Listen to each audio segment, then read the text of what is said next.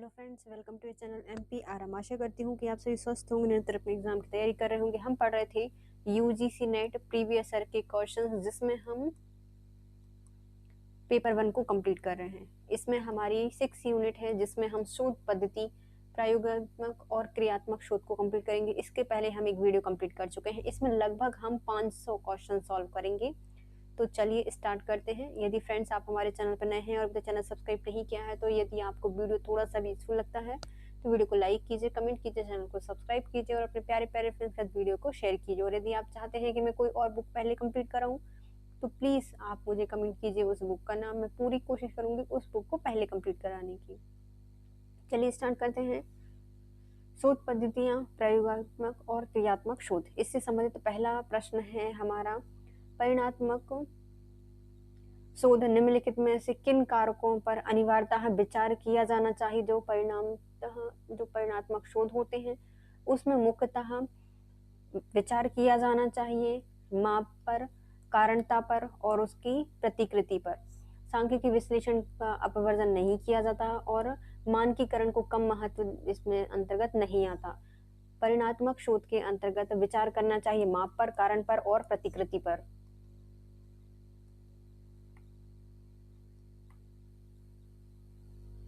परिणात्मक शोध संख्यात्मक आंकड़े एकत्रित करने और विश्लेषण करने की प्रक्रिया है। परिणात्मक अनुसंधान का उद्देश्य चरों के बीच संबंधों की खोज करना, परिकल्पना की पुष्टि करना और परिमापों का सामान्यीकरण करना होता है।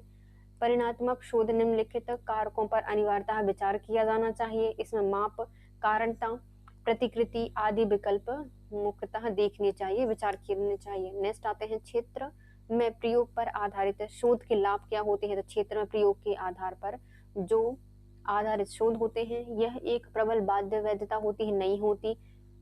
विषय सामान्य और स्वाभाविक रूप से व्यवहार करते हैं, तो ये सही हो जाएगा। विषय क्या करते हैं, सामान्य और जो स्वाभाविक रूप होता है उसमें व्यवहार करते हैं, दूसरा सही हो जाएगा।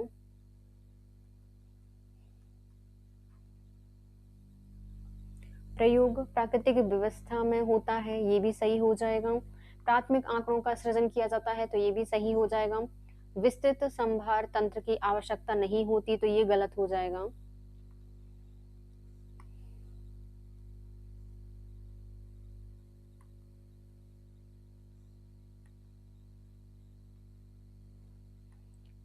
क्षेत्र में प्रयोग के लाभ क्या होते हैं। इस पर आधारित शोध निम्नलिखित विशेषताएं और लाभ होती हैं। क्षेत्र में प्रयोग होगा तो उसके विषय सामान्य और स्वाभाविक रूप से व्यवहार करते हैं। प्रयोग प्राकृतिक व्यवस्था में होता है। प्रयोग प्राथमिक आंकड़ों के संचय और सृजन पर आधारित होता है।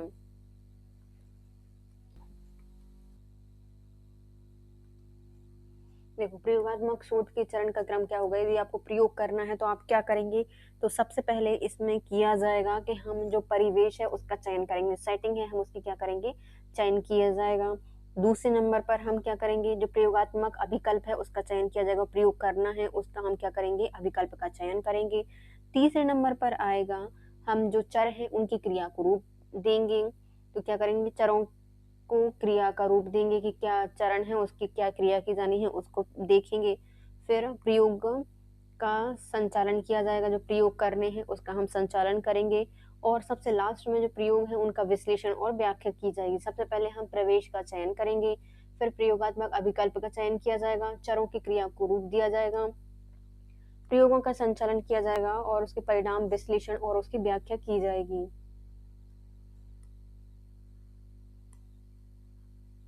किसी वैज्ञानिक जिज्ञासा के समाधान के लिए इससे संबंधित क्षेत्र में और अधिक आंकड़े एकत्रित करने की आवश्यकता होती है। इन आंकड़ों की प्रकृति के लिए जो कुछ किया जाता है उसे प्रयोग कहा जाता है। प्रयोग वैज्ञानिक विधि का प्रमुख स्तंभ होता है। किसी प्रयोगात्मक शोध में निम्नलिखित चरण होते हैं। पहले प्रतिवेग सेटिंग का चयन किया जाता है, फिर उसके प्रयोगात्मक अभिकल्प का चयन किया जाता है, फिर चरों को क्रिया का रूप देना होता है, प्रयोगों का संचालन करना होता है और परिणामों का विश्लेषण और व्याख्या इसमें की जाती है। निम्नलिखित में से कौन से प्रयोगात्मक शोध में नियंत्रण के साधन होते हैं। जो प्रयोगात्मक शोध होते हैं उसके नियंत्रण के साधन मुख्यतः होते हैं भौतिक परिवेश, सेटिंग को नियंत्रित करना होता है, सहभागियों की पसंद होती है और सांख्यिकीय विश्लेषण होता है। जो प्रयोगात्मक शोध होता है इसके नियंत्रण के साधन होते हैं मुख्यतः भौतिक परिवेश सेटिंग को नियंत्रित करना, सहभागियों की पसंद और सांख्यिकीय विश्लेषण, ये मुख्यतः 3 काम इसमें किए जाते हैं।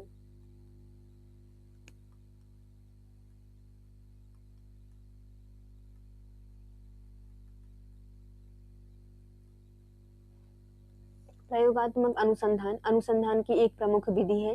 प्रयोगात्मक अनुसंधान में कार्य कारण संबंध स्थापित किया जाता है। कार्य कारण संबंध स्थापित करने के लिए 2 स्थितियां को संतुष्ट करना आवश्यक होता है। प्रथम कारण है तो इसका प्रभाव होगा, यह स्थिति आवश्यक है किंतु पर्याप्त नहीं है। द्वितीय, यदि कारण नहीं है तो प्रभाव भी नहीं होगा। प्रयोगात्मक अनुसंधान में नियंत्रण के साधन निम्नलिखित होते हैं। पहले जो भौतिक परिवेश है उसकी सेटिंग को नियंत्रित किया जाएगा, सहभागियों की पसंद देखी जाएगी और जो सांख्यिकीय विश्लेषण है उसका वर्णन किया जाएगा, उसको देखा जाएगा। नेक्स्ट आते हैं, निम्नलिखित में से कौन से प्रयोगात्मक छल योजन होते हैं? तो प्रयोगात्मक छल योजन के अंतर्गत आते हैं पर्यावरणीय छल योजन, उद्दीपन संबंधी छल योजन और अनुदेशात्मक छल योजन। जो प्रयोगात्मक छल योजन होते हैं उसमें मुख्यतः होते हैं पर्यावरणीय छल योजन, उद्दीपन संबंधी छल योजन और अनुदेशात्मक छल योजन होते हैं। प्रयोगात्मक पद्धति शोध की वह पद्धति होती है जो प्रयोग के साधन पर की जाती है। शोध में परीक्षणात्मक या प्रयोगात्मक अनुसंधान अभिकल्प प्रणाली एक विकसित एवं उन्नत विधि है जिसके अंतर्गत हम सूक्ष्म समस्याओं का सूक्ष्म समाधान प्रस्तुत करते हैं। प्रतियोगिता की दृष्टि से यह अत्यंत व्यवहारिक है क्योंकि इसमें भी प्राकृतिक विज्ञान की तरह ही यथार्थ निश्चित परिणाम प्राप्त करने के लिए सामाजिक घटनाओं का अध्ययन नियंत्रित परिस्थिति में किया जाता है। निम्न में प्रयोगात्मक छल योजन होता है पर्यावरणीय छल योजन, उद्दीपन संबंधी छल योजन और अनुसंधान जो अनुदेशात्मक छल योजन होते हैं वो किया जाता है। मतलब पहले पर्यावरण देखेंगे, उसको उद्दीपित करेंगे, फिर उसका अनुदेश देखेंगे। अनुदेशात्मक छल योजन इसके अंतर्गत आता है। निम्नलिखित में से किस में चित्र उत्तर प्राप्ति तकनीक को प्रयोग किया जाता है? तो चित्र उत्तर प्राप्ति तकनीक को प्रस्तुत किया जाता है दृश्य निर्जातीय वर्णन में। किसमें? दृश्य निर्जातीय वर्णन में प्रयोग किया जाता है चित्र उत्तर प्राप्ति तकनीक। दृश्य निर्जातीय वर्णन एक डिजाइन समाधान पर पहुंचने की बजाय अपने सांस्कृतिक संदर्भ में लोगों और गतिविधियों को समझने से संबंधित है। उदाहरण के लिए बुजुर्गों में सेल फोन के प्रयोग के पैटर्न का अध्ययन करते समय एक प्रासंगिक जांच इस बात पर ध्यान केंद्रित करेगी कि बुजुर्ग सेल फोन का उपयोग कैसे और क्या करते हैं। दृश्य नृवंश विज्ञान में मौजूदा अनुसंधान संचालित डाटा का प्रयोग किया जाता है। उत्तर चित्र प्राप्ति तकनीक का प्रयोग इसी में किया जाता है। नेक्स्ट आते हैं सहसंबंधात्मक शोध में किसके बीच संबंध का वर्णन किया जाता है? तो जो सहसंबंधात्मक शोध होते हैं इसमें मुख्यतः संबंध का वर्णन किया जाता है अंतराल चर का। किसका? अंतराल चर का वर्णन किया जाता है। संबंध सहसंबंध देखेंगे, पहले अंतराल देखेंगे।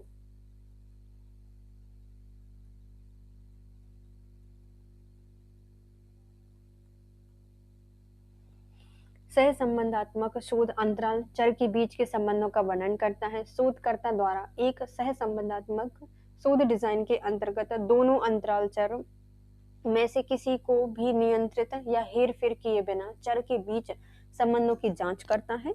एक सहसंबंधात्मक शोध 2 या अधिक चरों के बीच संबंधों की ताकत और दिशा को दर्शाता है। सहसंबंधात्मक शोध की दिशा सकारात्मक या नकारात्मक हो सकती है।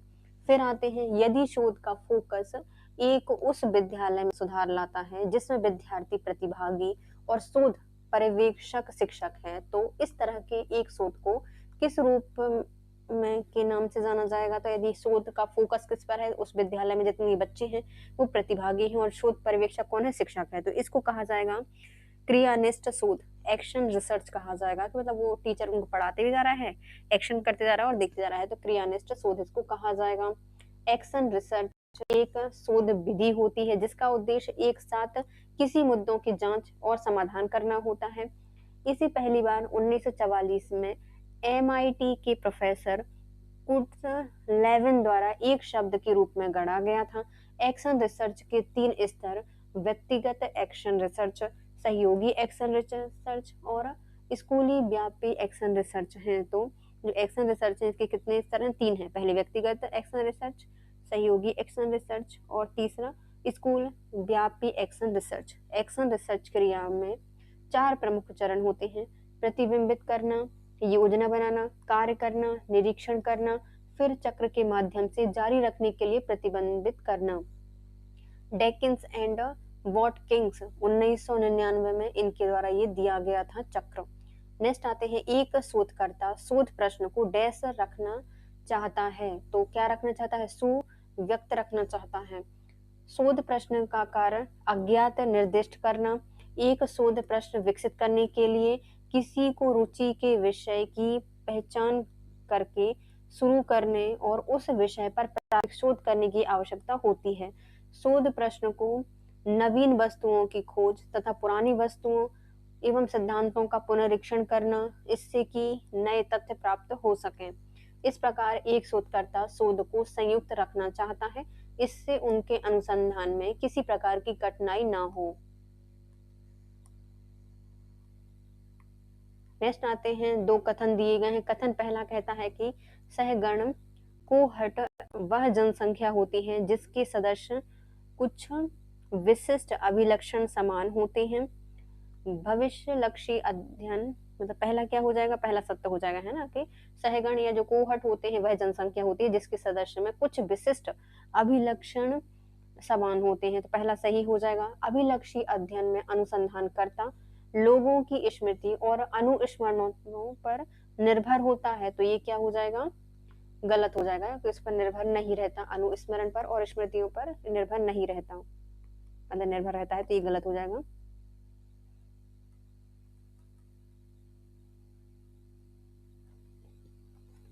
सहगण कोहर्ट वह जनसंख्या होती है जिसके सदस्य कुछ विशिष्ट अभिलक्षण समान होते हैं। सहगण एक समूह के रूप में समानता साझा करने वाले व्यक्तियों का कोई भी समूह है जिसे आमतौर पर उम्र, जन्म समूह के आधार पर समूहीकृत किया जाता है। अतः कथन ए सत्य हो जाएगा। भविष्यलक्षी अध्ययन में अनुसंधानकर्ता लोगों की स्मृतियों और अनुस्मरण पर निर्भर रहता है। यह कथन असत्य हो जाएगा। फिर आते हैं, कथन दिए गए हैं, पहला कथन और दूसरा कथन। कथन कहता है कि प्रचलित परीक्षक क्रम सूचक और नामिक पैमाने के आंकड़े में अनुप्रयुक्त नहीं किए जा सकते। तो पहला क्या हो जाएगा? सही हो जाएगा। जो प्रचलित परीक्षण क्रम सूचक या नामिक पैमाने के आंकड़े में अनुप्रयुक्त नहीं किए जा सकते, पहला सत्य हो जाएगा। दूसरा, प्रचलित परीक्षण किसी विशिष्ट वितरण एवं अनुवृत्ति पूर्वानुमान की अपेक्षा नहीं करते। तो ये क्या हो जाएगा? गलत हो जाएगा। पहला सही है, दूसरा गलत हो जाएगा।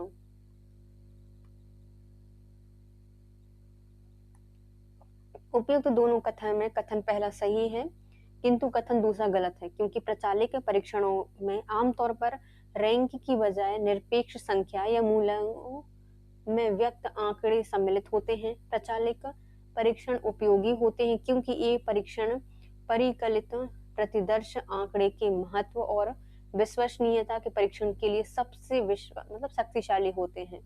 इस परीक्षण में क्रम सूचक और नामिक पैमाने के आंकड़े में अनुप्रयुक्त नहीं किए जा सकते। प्रचलित परीक्षण किसी विशिष्ट वितरण या अनुवृत्ति पूर्वानुमान की अपेक्षा करते हैं। इसे paired T test, unpaired T test, Pearson correlations और one way analysis of variance आदि प्रचलित परीक्षणों में शामिल किया जाता है। इसमें कितने होते हैं? मुख्यतः 4 होते हैं: paired T test, unpaired, Pearson correlation, one way analysis of variance. फिर आते हैं, ऑनलाइन सर्वेक्षण आधारित शोध के प्रमुख सुलाभ में से कौन सा एक है? तो ऑनलाइन सर्वेक्षण आधारित जो शोध है उसमें एक लाभ होता है, अगर सर्वेक्षण के किसी चरण पर प्रतिभागी असहज महसूस करते हैं तो वे सर्वेक्षण से असंगत हो सकते हैं। तो ये क्या है? वो असंतत हो सकते हैं कि भाई हमें नहीं करना, हम चले जाएंगे। तो ये क्या होता है? इसका एक लाभ होता है ऑनलाइन सर्वेक्षण का।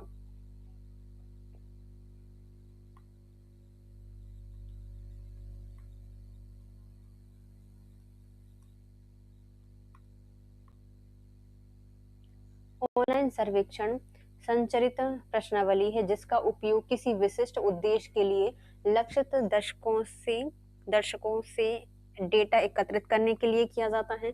ऑनलाइन सर्वेक्षण या तो किसी कंपनी की वेबसाइट पर वेब फॉर्म के रूप में एम्बेडेड किया जा सकता है या ईमेल में वेब लिंक के रूप में भेजे जा सकते हैं। उत्तरदाताओं से एकत्रित किया गया डाटा एक डेटाबेस में संग्रहित किया जाता है और आगे के विश्लेषण के लिए रिपोर्ट के रूप में कभी भी प्राप्त किया जा सकता है। ऑनलाइन सर्वेक्षण के आधारित शोध के प्रमुख लाभों में से एक है कि अगर सर्वेक्षण के किसी चरण पर प्रतिभागी असहज महसूस करें तो वे सर्वेक्षण से असंतुष्ट हो सकते हैं।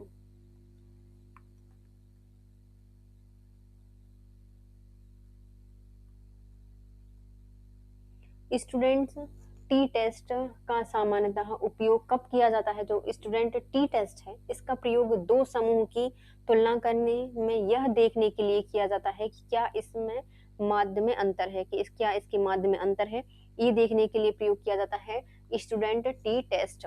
स्टूडेंट टी टेस्ट एक अनुमानात्मक आंकड़े हैं जिसका प्रयोग यह निर्धारित करने के लिए किया जाता है कि क्या दोनों समूहों के माध्यों के बीच कोई महत्वपूर्ण अंतर है और वे कैसे संबंधित हैं। टी टेस्ट के प्रमुख तीन प्रकार होते हैं। पहला, एक स्वतंत्र नमूना टी परीक्षण दो समूहों के माध्यों की तुलना करता है। दूसरा, एक युग्मित नमूना टी परीक्षण अलग अलग समय पर एक ही समूह के साधनों की तुलना करता है। तीसरा, एक नमूना टी परीक्षण किसी ज्ञात माध्यम के विरुद्ध एकल समूह के माध्य का परीक्षण करता है। तो इसमें क्या होता है, जो टी समूह है वो दो समूहों के माध्य की तुलना करेगा। टी परीक्षण अलग अलग समय पर एक ही समूह के साधनों की तुलना करेगा। और तीसरे में क्या करेगा कि जो किसी ज्ञात माध्यम है उसके विरुद्ध एकल समूह के माध्य का परीक्षण करेगा। नेक्स्ट आते हैं, स्वतः निर्जातीय वर्णन में कौन से तीन प्रकार होते हैं? जो स्वतः निर्जातीय वर्णन होते हैं इसके मुख्यतः तीन प्रकार होते हैं। पहला, आत्मस्वीकृति कथाएं। दूसरा, प्रभाववादी कथाएं। और तीसरी होती है आलोचनात्मक कथाएं। कि मतलब पहले क्या करोगे, आप आत्मा की स्वीकृति कर लोगे, भैया हम आत्म स्वीकृति कर ली। दूसरा, प्रभाव डालोगे या फिर किसी की आलोचनात्मक करोगे। तीन प्रकार के निर्जातीय वर्णन होते हैं। स्वतः निर्जातीय वर्णन एक शोध विधि है जो कि संस्कृति, ग्रंथ, अनुभव, विश्वास, प्रथाओं, निर्वंश विज्ञान का वर्णन एवं व्याख्या करने के लिए व्यक्तिगत अनुभव ऑटो का प्रयोग करती हैं। स्वतः निर्जातीय वर्णनकर्ताओं का मानना है कि व्यक्तिगत अनुभव राजनीतिक, सांस्कृतिक मापदंडों, अपेक्षाओं से भरा हुआ है और वे कठोर आत्मचिंतन में संलग्न होते हैं जिसे आमतौर पर रिफ्लेक्सिविटी कहा जाता है, ताकि स्वयं और सामाजिक जीवन के बीच चौराहे की पहचान एवं पूछताछ की जा सके। मौलिक रूप से स्वतः निर्जातीय वर्णनकर्ताओं का उद्देश्य लोगों से यह पता लगाना है कि सांस्कृतिक आधार पर लोग क्या करते हैं, कैसे जीते हैं और उनके संघर्षों का क्या अर्थ है। बोचनर एवं एलिश ने 2006 में पृष्ठ 111 में मुख्यतः तीन प्रकार के स्वतः निर्जातीय वर्णन विद्यमान किए थे, जिसमें आत्म स्वीकृति कथाएं, प्रभाववादी कथाएं और आलोचनात्मक कथाओं का वर्णन किया गया था। नेक्स्ट आते हैं, निम्नलिखित दो कथन दिए गए हैं। इसमें जो कथन पहला है वो कहता है कि नियंत्रण के बिना पूर्व एवं पश्चात डिजाइन में एक एकल परीक्षण समूह या क्षेत्र का चयन किया जाता है और उपचार के आरंभ होने से पूर्व निर्भर चर का मान किया जा सकता है। तो ये कितना लगभग किया जा सकता है? तो पहला क्या हो जाएगा, सही हो जाएगा, क्योंकि निरंतर के बिना पूर्व और पश्चात डिजाइन में एक एकल परीक्षण समूह या क्षेत्र का चयन किया जाता है और उपचार के आरंभ होने से पूर्व निर्भर चर का मापन किया जाता है। तो पहला क्या हो जाएगा, सही हो जाएगा।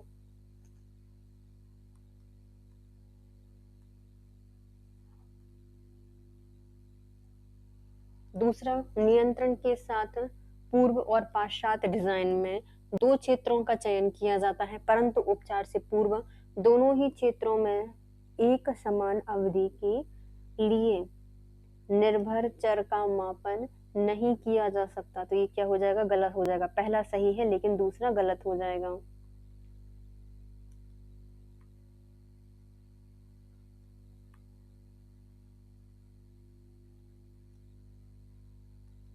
कथन सही है क्योंकि यह कथन नियम के बिना पूर्व एवं पश्चात डिजाइन को परिभाषित करता है।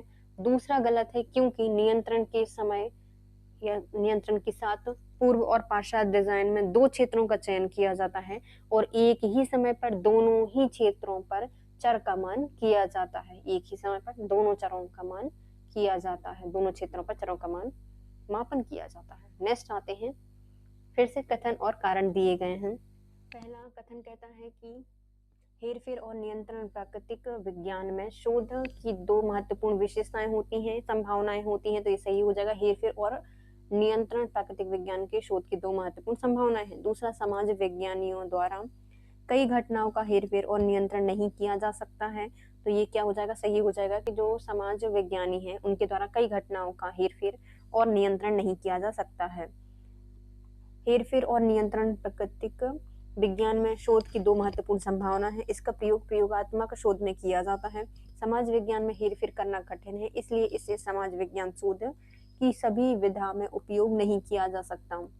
नेक्स्ट आते हैं, नीचे दिए गए हैं दो कथन। पहला कथन कहता है कि कथन कारण बताने हैं ना, अंतर विषय शोध करना अधिक चुनौतीपूर्ण है किसी एक अकेले विषय के अंतर्गत किए गए शोध की तुलना में। तो पहला क्या हो जाएगा, पहला कथन सत्य है कि अंतर विषय शोध करना अधिक चुनौतीपूर्ण होता है किसी एक अकेले विषय के अंतर्गत किए गए शोध की तुलना में। दो विषयों से प्राप्त ज्ञान का संयोजन संभव नहीं है, तो ये क्या हो जाएगा, गलत हो जाएगा। पहला सही है लेकिन दूसरा गलत हो जाएगा।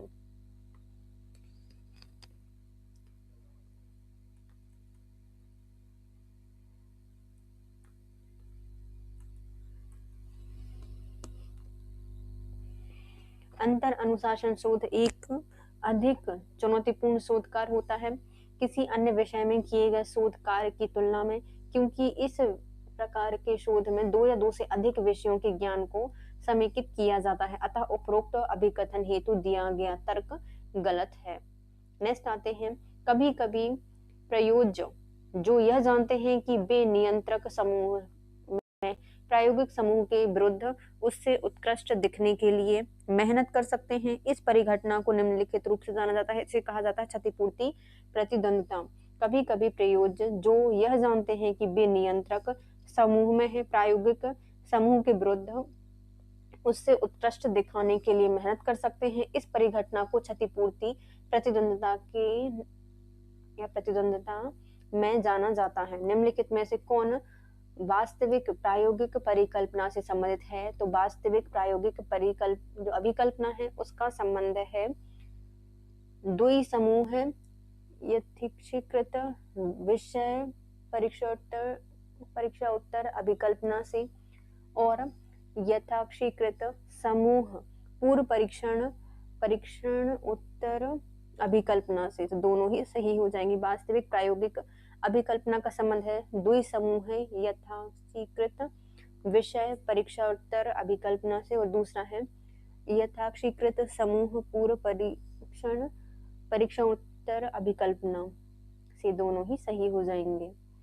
वास्तविक प्रायोगिक अभिकल्पना से संबंधित है यथाक्षीकृत समूह पूर्व परीक्षण उत्तर अभिकल्पना और दूसरा द्वि समूह है यथाक्षीकृत विषय परीक्षा उत्तर केवल अभिकल्पना, दोनों ही सही हो जाएंगे, वास्तविक प्रायोगिक अभिकल्पना से संबंधित हैं। नीचे दिए गए हैं कथन कारण। पहला कथन कहता है कि पूर्व प्रयोगात्मक अभिकल्प की प्रमुख कमी यह है कि वे तुलना समूह प्रदान करने में असफल रहते हैं, तो पहला क्या हो जाएगा, सही हो जाएगा। दूसरा, सुमेलन मैचिंग की या यथेक्षिक दत्त कार्य के माध्यम से समतुल्यता प्राप्त की जा सकती है, तो दूसरा क्या हो जाएगा, गलत हो जाएगा। पहला सही है कि जो पूर्व प्रायोगात्मक अभिकल्प होता है इसकी प्रमुख कमी यह है कि ये तुलना समूह प्रदान करने में असफल रहते हैं। नेक्स्ट आते हैं, पूर्व प्रयोगात्मक अभिकल्प की प्रमुख कमी यह है कि वे तुलना समूह प्रदान करने में असफल रहते हैं। यह अभिकल्प सत्य है। परंतु इसके लिए दिया गया जो कारण है इसकी सही व्याख्या नहीं करता।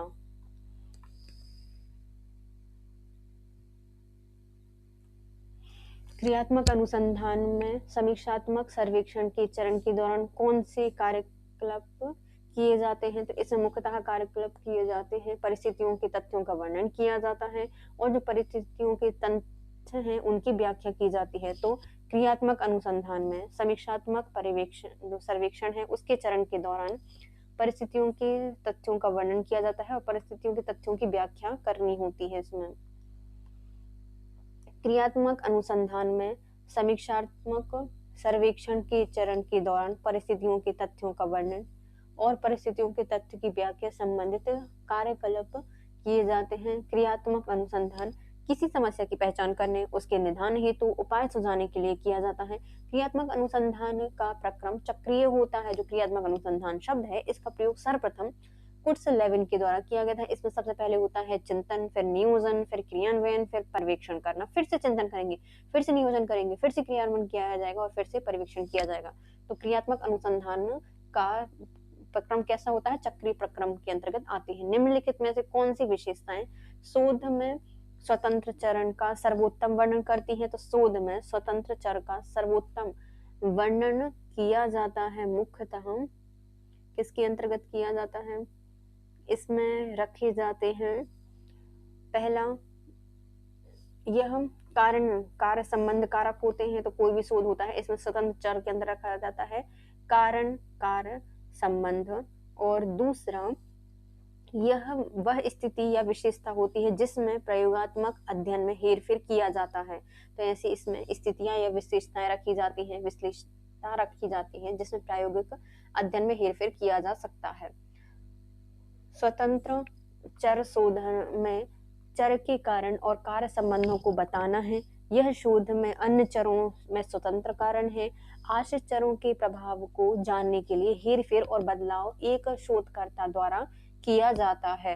फिर आते हैं कथन पहला और कथन दूसरा। क्रियात्मक अनुसंधान चक्रीय होता है क्योंकि इसमें कार्य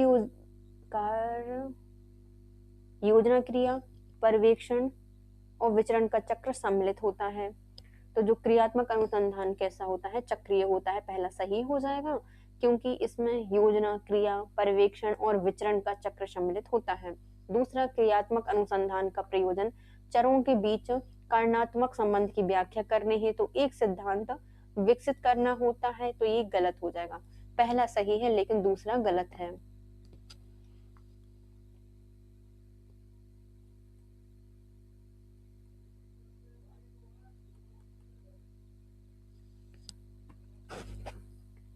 पहला कथन सही है किंतु कथन दूसरा वो सही नहीं होगा। क्रियात्मक अनुसंधान चक्रीय होता है क्योंकि इसमें योजना क्रिया, पर्यवेक्षण और विचरण का चक्र सम्मिलित होता है। इसमें योजना होगी, क्रिया होगी, पर्यवेक्षण होगा, फिर विचरण होगा, फिर से योजना होती है।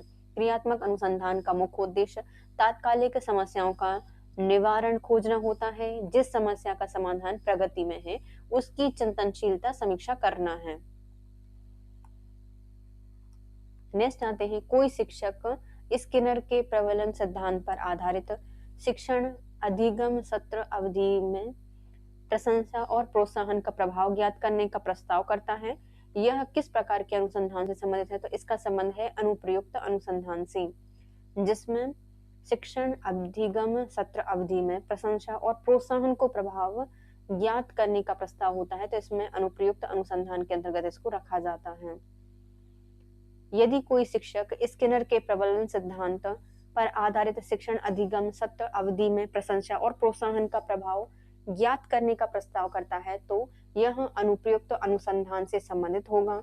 अनुप्रयुक्त शोध का प्रयोग समाज द्वारा सामना की जा रही विशेष व्यवहारिक समस्याओं के समाधान के लिए किया जाता है। इसका प्रयोग नीति निर्माण, प्रशासन और घटनाओं के अवबोध में किया जाता है।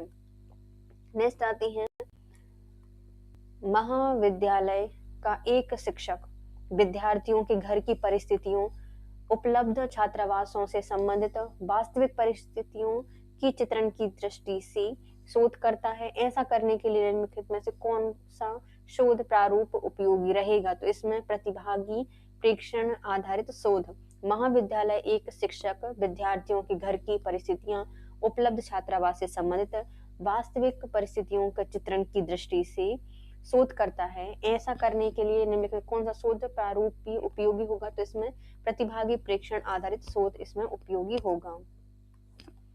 महाविद्यालय एक शिक्षक विद्यार्थियों की घर की परिस्थिति तथा उपलब्ध छात्रावास से संबंधित वास्तविक परिस्थितियों के चित्रण की दृष्टि से शोध करता है। ऐसा करने के लिए प्रतिभागी प्रेक्षण आधारित शोध प्रारूप सर्वाधिक प्रयोग रहेगा, इसका उपयोग रहेगा। जब शोधार्थी स्वयं अध्ययन किए जाने वाले समूहों का हिस्सा बनकर गतिविधि में भाग लेता है तो उसे प्रतिभागी अवलोकन प्रेक्षण कहते हैं।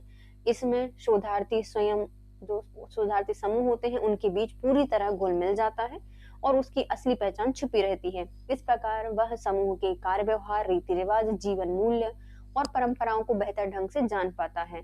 यह प्रतिभागी होने के साथ साथ प्रेक्षक भी होता है। इसकी दोहरी भूमिका की जानकारी दूसरे प्रतिभागियों को नहीं होती। नेक्स्ट आते हैं,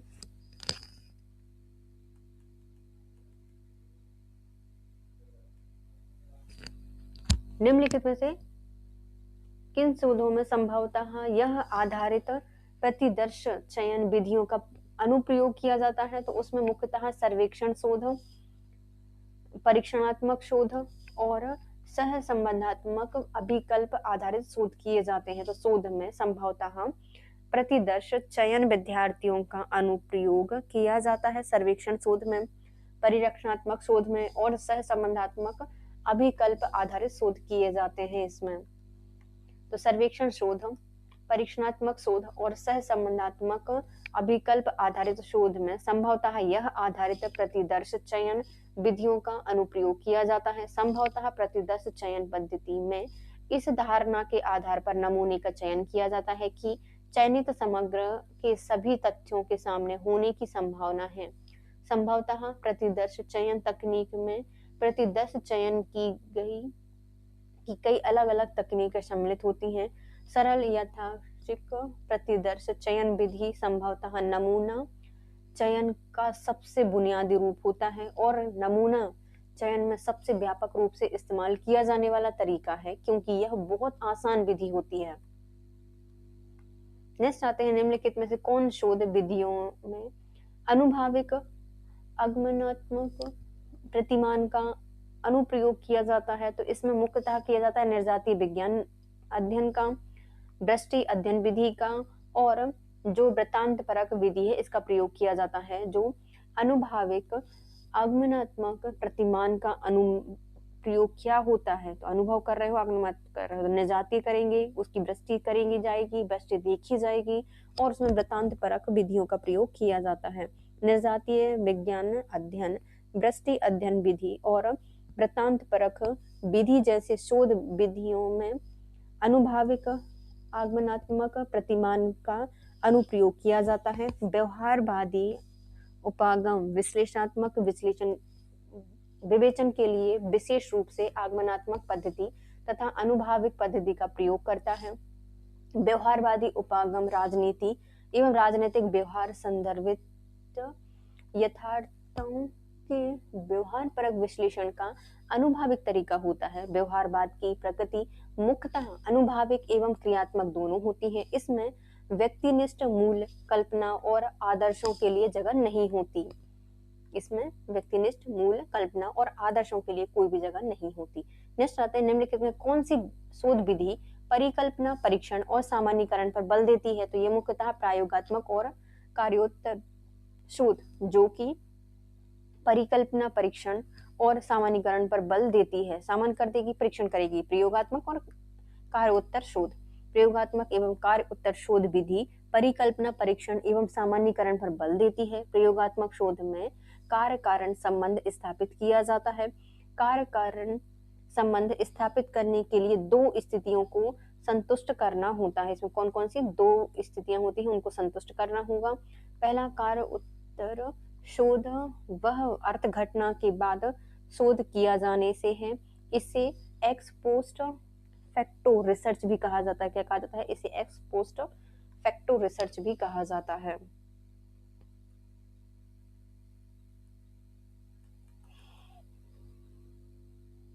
प्रायोगिक अध्ययन पायलट स्टडी को किस अन्य रूप से जाना जाता है? इसे व्यवहार्यता अध्ययन कहा जाता है। प्रायोगिक अध्ययन या पायलट स्टडी को व्यवहार्यता अध्ययन के रूप में जाना जाता है। प्रायोगिक अध्ययन के अंतर्गत हम अपने प्रोजेक्ट का एक लघु रूप लेकर उस प्रोजेक्ट के बारे में अग्रिम अध्ययन करते हैं और बाद में इसी अग्रिम अध्ययन के आधार पर पूरे प्रोजेक्ट पर कार्य करते हैं। इस प्रकार पायलट स्टडी को हम किसी विस्तृत कार्य का अग्रिम लघु रूप मान सकते हैं।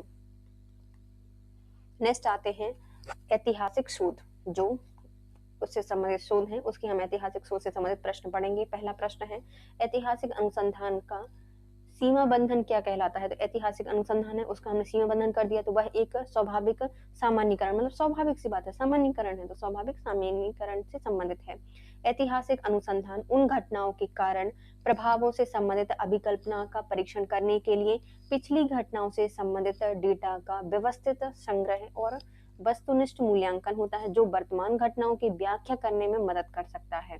गृह युद्ध के दौरान प्राथमिक विश्वविद्यालय जो विद्यालय हैं उनके बच्चों द्वारा लिखे गए निबंध, हार्ड ड्राइव इंटरफेरेंस इकाइयों का विकास और अमेरिकी शिक्षा पर संयुक्त राष्ट्र के सर्वोच्च न्यायालय के निर्णयों के प्रभाव ऐतिहासिक शोध के कुछ उदाहरण हैं। इसमें ऐतिहासिक शोध की सीमाएं क्या क्या होती हैं? समय लेने वाला होता है ऐतिहासिक शोध, सामान्यीकरण की सीमित होता है, इसमें अनुसंधान मात्रात्मक की तुलना में विभिन्न मापदंडों द्वारा मूल्यांकन किया गया है, प्रशिक्षित पर्यवेक्षकों द्वारा डेटा का अवलोकन नहीं किया जाता, जो प्रशिक्षित पर्यवेक्षक हैं उनके द्वारा डेटा का अवलोकन नहीं किया जाता। नेक्स्ट आते हैं, निम्नलिखित में से किस शोध क्रिया विधि में उंगलियों के निशान जिससे अवशेषों को विश्वसनीय माना जाता है? तो जो उंगलियों के निशान होते हैं जैसे अवशेषों को विश्वसनीय माना जाता है तो ऐतिहासिक शोध माना जाता है। ऐतिहासिक शोध क्रिया विधि में उंगलियों के निशान जैसे जो अवशेष होते हैं उनको विश्वसनीय मानते हैं। प्राचीन मिट्टी की गोलियां, मोहरें, मिट्टी के बर्तन पर उंगलियों के निशान पाए गए हैं। लगभग 200 ईसा पूर्व में बेबीलोन में लिखित अनुलेख पर हस्ताक्षर करने के लिए उंगलियों के निशान का इस्तेमाल किया गया था। नेक्स्ट आते हैं, नीचे दिए गए हैं कथन और कारण। कथन कहता है कि सामाजिक शोध अध्ययन में इतिहास के प्रभाव घातक हो सकता है। तो जो इतिहास मतलब सामाजिक शोध अध्ययन है इसमें इतिहास के प्रभाव घातक हो सकते हैं, तो पहला क्या हो जाएगा? सही हो जाएगा। जो इतिहास का प्रभाव है समाज के शोध में वो क्या हो सकता है? घातक सिद्ध हो सकता है।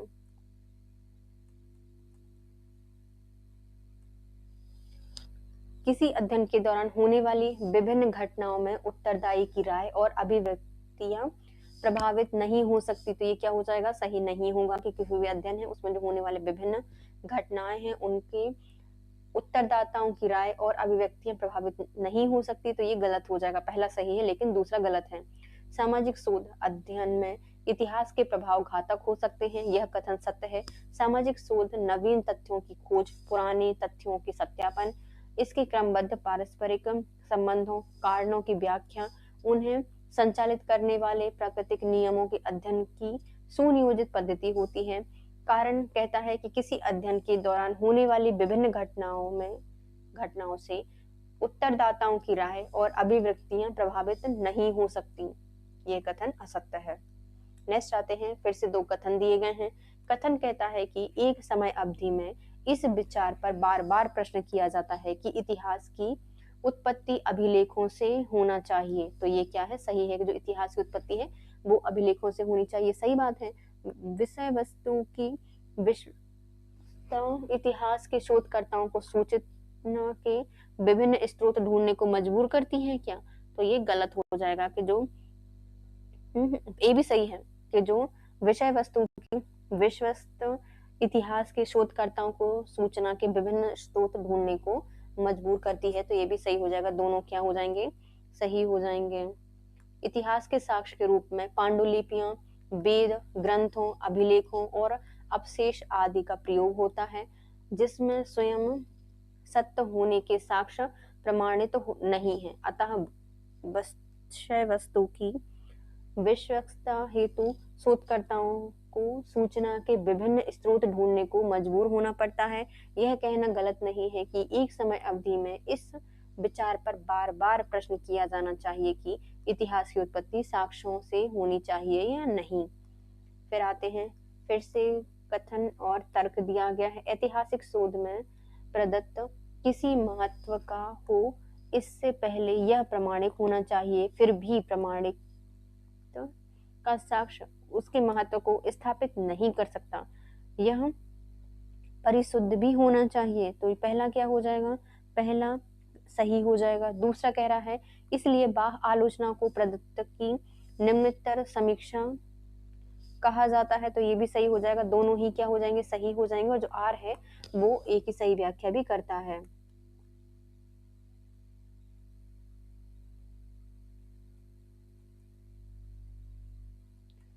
ऐतिहासिक शोध तकनीक और दिशा निर्देशों का संग्रह है जो कि शोधकर्ता अतीत के इतिहास पर शोध करने के लिए प्रयोग करते हैं। इसमें व्यवस्थित संग्रह और अतीत में संबंधित डाटा का एक महत्वपूर्ण मूल्यांकन किया जाता है। अतः प्रमाणिक परिणाम प्राप्त करने के लिए आंकड़ों को प्रमाणिक और सटीक होना चाहिए। अतः अगले पद में एकत्रित डाटों की समीक्षा की जाती है। अगर जो आंकड़े हैं उनकी प्रमाणिकता उसके महत्व को निर्धारित नहीं करती, तो बाह्य आलोचना को आंकड़े की निम्नतर समीक्षा कहा जाता है। नेक्स्ट आते हैं, निम्नलिखित में से कौन सी सांख्यिकीय प्रविधि के प्रदत्त विश्लेषण हेतु उपयुक्त रहेगी जब प्रदाताओं की उपलब्धता अभिव्यक्तियों के रूप में हो, तो इसे कहा जाता है अपैरामेट्रिक काई स्क्वायर्ड परीक्षण। इसे क्या कहा जाता है, अपैरामेट्रिक काई स्क्वायर समीक्षा कहा जाएगा या परीक्षण कहा जाता है। जब प्रदाताओं की उपलब्धता आवृत्तियों के रूप में हो, तो सांख्यिकीय प्रविधि के रूप में अपैरामेट्रिक काई स्क्वायर परीक्षण प्रविधि प्रदत्त विश्लेषण हेतु सर्वोपयुक्त होती है। अपेक्षित बारंबारता से प्रत्याशित बारंबारता की तुलना करने के लिए कई वर्ग प्रतिदर्शक का प्रयोग किया जाता है। कई वर्ग परीक्षण गैर प्रचालिक परीक्षण है जहां समाविष्टि के बारे में कोई अभिधारणा कायम करना जरूरी नहीं होता। नेक्स्ट आते हैं, गुणात्मक और मात्रात्मक शोध से संबंधित प्रश्न। पहला कहता है कि इंटरकोडर विश्वसनीयता के मापदंडों का प्रयोग निम्नलिखित से संबंधित शोध से किया जाता है। जो इंटरकोडर विश्वसनीयता के मापदंड होते हैं, इसका प्रयोग किया जाता है विषय वस्तु विश्लेषण में। किसमें किया जाता है इसका प्रयोग, विषय वस्तु विश्लेषण में इसका प्रयोग किया जाता है। इंटरकोडर विश्वसनीयता के मापदंडों का प्रयोग विषय वस्तु विश्लेषण शोध में किया जाता है। यह एक प्रकार का गुणात्मक शोध विश्लेषण उपकरण होता है जिसका प्रयोग कुछ शब्द, विषयों और अवधारणाओं की उपस्थिति को निर्धारित करने के लिए किया जाता है।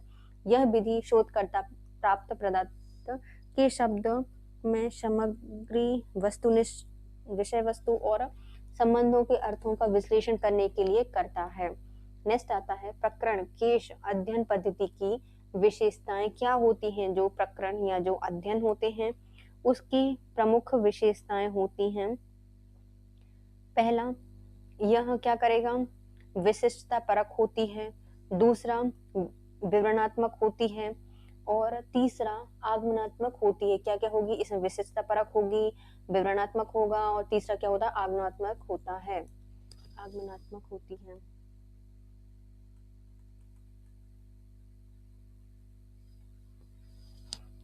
केस स्टडी या वृष्टि अध्ययन एक गुणात्मक शोध उपागम होता है। इसमें ली गई शोध समस्या एक केस या समूह के रूप में होती है जो डेटा स्रोतों का उपयोग करके परिभाषित संदर्भ में एक वास्तविक मुद्दे की खोज की सुविधा प्रदान करती है।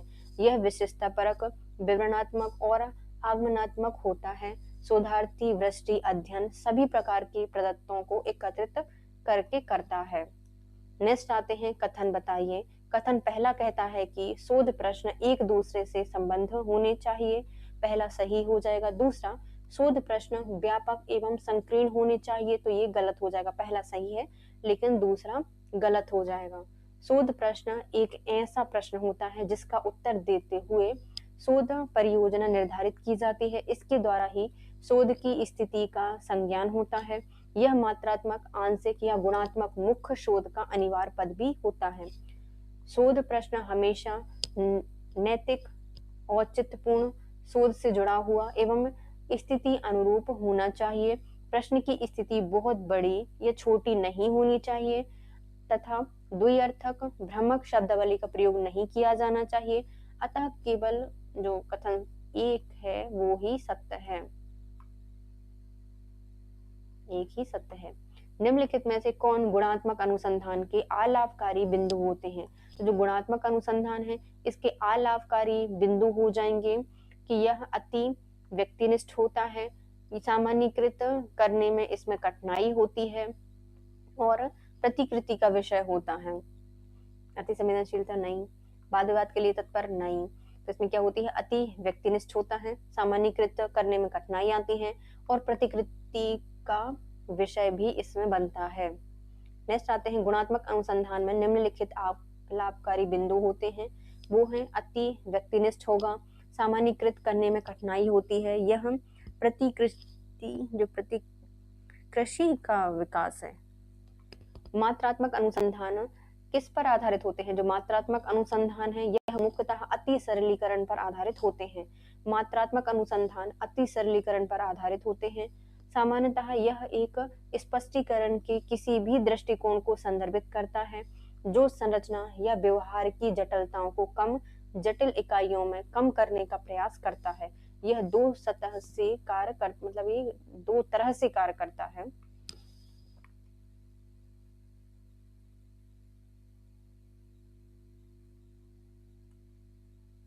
नेक्स्ट आते हैं, मात्रात्मक शोध में मुख्य फोकस निम्नलिखित में से किस पर होता है? तो यह मुख्यतः कारणता पर फोकस होती है। मात्रात्मक शोध में प्रमुख फोकस कारणता पर होता है। मात्रात्मक शोध वह पद्धति होती है जिसका प्रयोग शोधकर्ता संख्यात्मक और सांख्यिकीय साक्ष्य के आधार पर लोगों के दृष्टिकोण और व्यवहार के बारे में सिद्धांतों का परीक्षण करने के लिए करते हैं। प्रासंगिक स्थितियों में उपयोगकर्ताओं के बारे में परोक्ष रूप से मापने योग्य पूर्वाग्रह मुक्त डेटा प्राप्त करने के लिए शोधकर्ता बड़ी संख्या में उपयोगकर्ता जैसे कि सर्वेक्षण के माध्यम से का नमूना लेते हैं। नेक्स्ट आते हैं, नीचे दिए गए हैं कथन। पहला कथन कहता है कि गुणात्मक अध्ययन बहुधा जांच किए जा रहे प्रतिवेश का बहुत अधिक विवरण प्रदान करता है। तो पहला क्या हो जाएगा? सही हो जाएगा। दूसरा, आलोचकों ने इंगित किया है कि गुणात्मक शोध पुनरावृत्ति की समस्या से ग्रसित होते हैं। तो ये सही हो जाएगा। जो गुणात्मक अध्ययन है बहुधा जांच किए जा रहे प्रतिवेश का बहुत अधिक विवरण प्रस्तुत करता है। और दूसरा, जो आलोचक होते हैं उनने इंगित किया है कि गुणात्मक शोध पुनरावृत्ति की समस्या से ग्रसित होता है। दोनों ही सत्य हो जाएंगे। गुणात्मक अध्ययन एक प्रकार का सामाजिक विज्ञान अध्ययन है जो गैर संख्यात्मक डेटा के साथ एकत्रित करता है और काम करता है। गुणात्मक अध्ययन के लिए व्यवहार में कई पद प्रयुक्त किए जाते हैं जैसे निशास्त्र शोध, इसे इथनोग्राफिक रिसर्च कहा जाता है, वृष्टि अध्ययन विधि, केस स्टडी रिसर्च कहा जाता है, घटना क्रिया विज्ञान परक शोध, इसे फिनोमिनोलॉजिकल रिसर्च और संरचनावाद जो कि कंस्ट्रक्टिव होता है। इसमें सहभागी परीक्षण भी इसके अंतर्गत आता है। गुणात्मक अध्ययन में आगमनात्मक उपागम होते हैं, इसका प्रयोग होता है। इसमें शोधकर्ता की अहम भूमिका होती है। यह अध्ययन में केंद्र बिंदु विशिष्ट परिस्थिति, संस्था, समुदाय एवं मानव समूह होता है। गुणात्मक अध्ययन बहुधा जांच किए जा रहे प्रतिवेश का बहुत अधिक विवरण प्रदान करता है। इसमें आलोचनाओं को इसने अंकित किया है कि शोध जो गुणात्मक शोध है इसकी पुनरावृत्ति की समस्या से ग्रसित होता है। गुणात्मक शोध है वह पुनरावृत्ति की समस्या से ग्रसित होता है। फिर आते हैं कथन बताने हैं। तो पहला कथन कहता है कि गुणात्मक शोध में प्रश्न के स्थिर समुच्चय का प्रयोग किया जाता है। तो जो गुणात्मक शोध होते हैं इसमें प्रश्न के स्थिर समुच्चय का प्रयोग किया जाता है। पहला गलत हो जाएगा। दूसरा, परिणात्मक शोध में प्रश्न मानकीकृत होते हैं, तो ये क्या हो जाएगा, सही हो जाएगा। पहला सही है लेकिन दूसरा गलत हो जाएगा।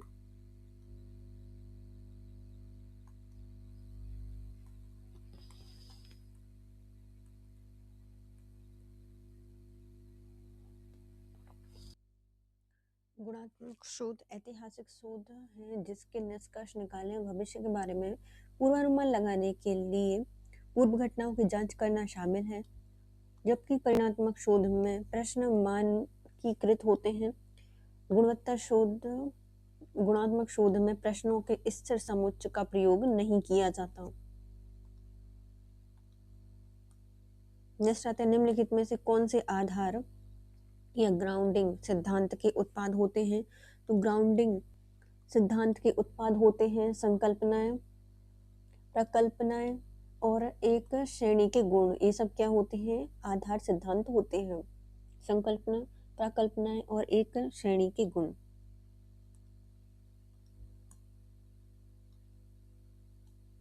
ग्राउंडेड थ्योरी एक गुणात्मक पद्धति है जो कि विशेष घटनाओं या प्रक्रियाओं का अध्ययन करने, नए सिद्धांतों की खोज करने में सक्षम बनाती है, जो वास्तविक डाटा के संग्रहण एवं विश्लेषण पर आधारित है।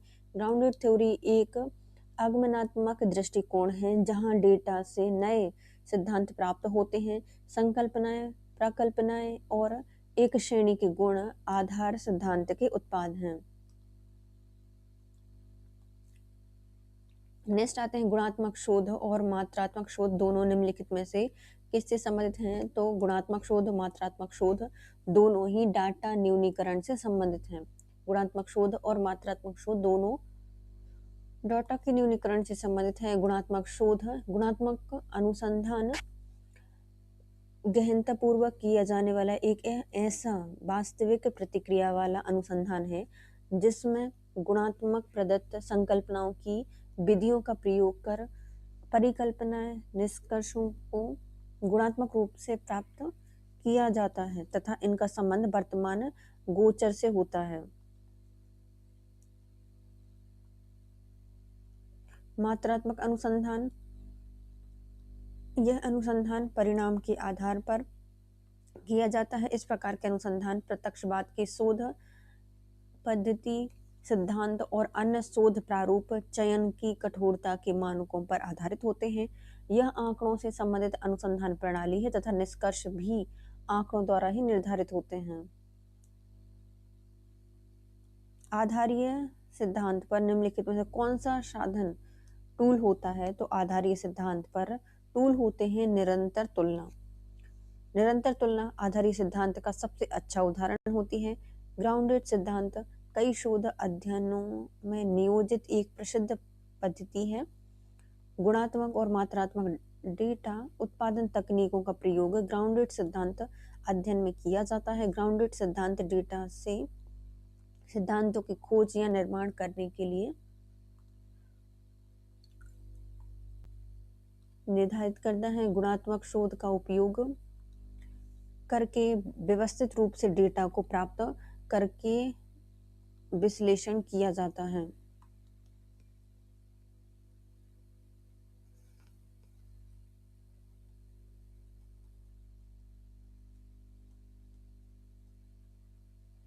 नेक्स्ट आते हैं, दो कथन दिए गए हैं, बताइए। कथन पहला कहता है कि निर्जातीय शोध में नैतिक सिद्धांतों का हट धर्मी अनुप्रयोग संभव नहीं है। तो पहला क्या हो जाएगा, सही हो जाएगा कि जो निर्जातीय शोध होते हैं इसमें जो नैतिक सिद्धांत होते हैं उनका हट धर्मी अनुप्रयोग संभव नहीं है। जानकारी सहित सहमति का सिद्धांत सैद्धांतिक है, चूंकि पूर्व जानकारी से शोध के निष्कर्षों के प्रभावित होने की संभावना होती है। तो ये भी सही हो जाएगा, दोनों ही सही हो जाएंगे। जानकारी सहित तो सहमति का सिद्धांत है, सैद्धांतिक है, चूंकि पूर्व जानकारी से शोध के निष्कर्ष के प्रभावित होने की संभावना होती है। तो ये सही हो जाएगा, दोनों ही सही हो जाएंगे, पहला और दूसरा।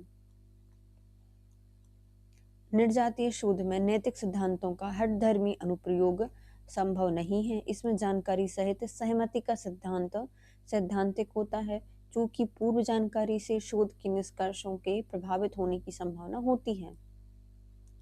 नेक्स्ट आते हैं, नीचे दिए गए हैं कथन और कारण।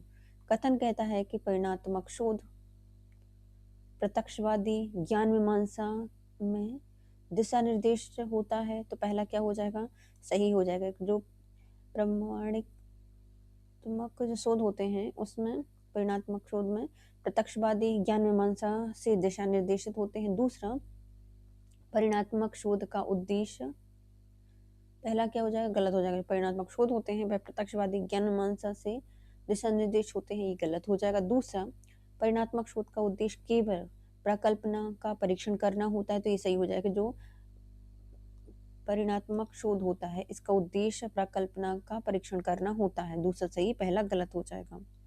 परिणात्मक शोध का उद्देश्य केवल प्रकल्पना का परीक्षण करना है।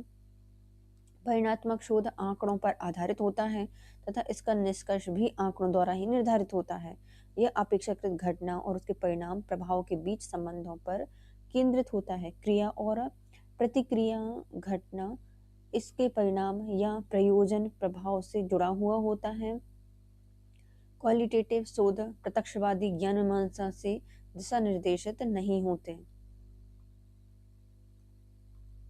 नेक्स्ट आते हैं, यदि किसी शोधकर्ता को 3 समूहों में परिणाम के आधार पर मध्य मान की तुलना करनी हो तो इस प्रयोजनार्थ निम्नलिखित में से क्या सर्वाधिक प्रयुक्त सांख्यिकीय तकनीक है। तो ये हो जाएगी प्रसारण विश्लेषण। क्या होता है इसमें, प्रशासन विश्लेषण पाया जाता है। यदि किसी शोधकर्ता को 3 समूहों में परिमाप के आधार पर मध्य मान की तुलना करनी होती है तो इस प्रयोजनार्थ निम्नलिखित में से प्रसारण विश्लेषण का प्रयोग करते हैं।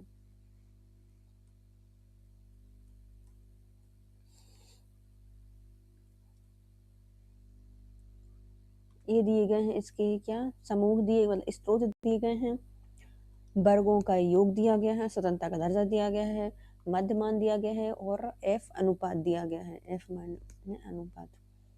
तो समूह के बीच, स्रोत में समूह के बीच वर्गों का योग किया जाएगा। इसमें D F B is equal to K minus 1, मध्यमान होगा M S B is equal to H S B by K minus 1 और अनुपात तो ये निकलेगा, एफ का अनुपात M S B upon M S W. समूह के अंदर के वर्गों का योग किया जाएगा।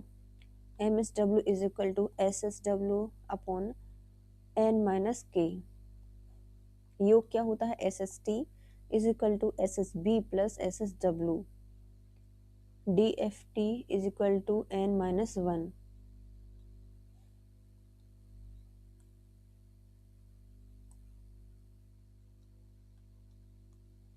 एफ इनोवा का गुणांक होता है, एन जनसंख्या में नमूने की कुल संख्या होती है, के स्वतंत्र समूहों की संख्या होती है। एमएसबी समूहों के बीच मध्य वर्गों का योग होता है। एमएसडब्ल्यू यह समूहों के अंदर मध्य वर्गों का योग होता है और एसएसटी यह सभी एसएस का योग होता है।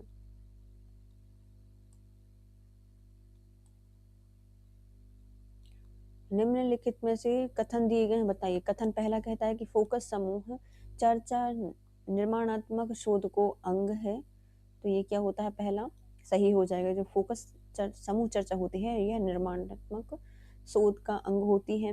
निर्माणात्मक शोध गुणवत्ता परक और मात्रा परक दोनों से हो सकता है, तो ये भी सही हो जाएगा कि जो निर्माणात्मक शोध है वह गुणवत्ता परक होता है और मात्रात्मक परक होता है। किसी विषय पर शोध करने के लिए और इसका उपाय निकालने के लिए जो चर्चा करते हैं उसे फोकस समूह चर्चा कहा जाता है। फोकस समूह चर्चा निर्माणात्मक शोध का अंग होता है। निर्माणात्मक शोध गुणवत्ता परक और मात्रा पूरक दोनों हो सकते हैं।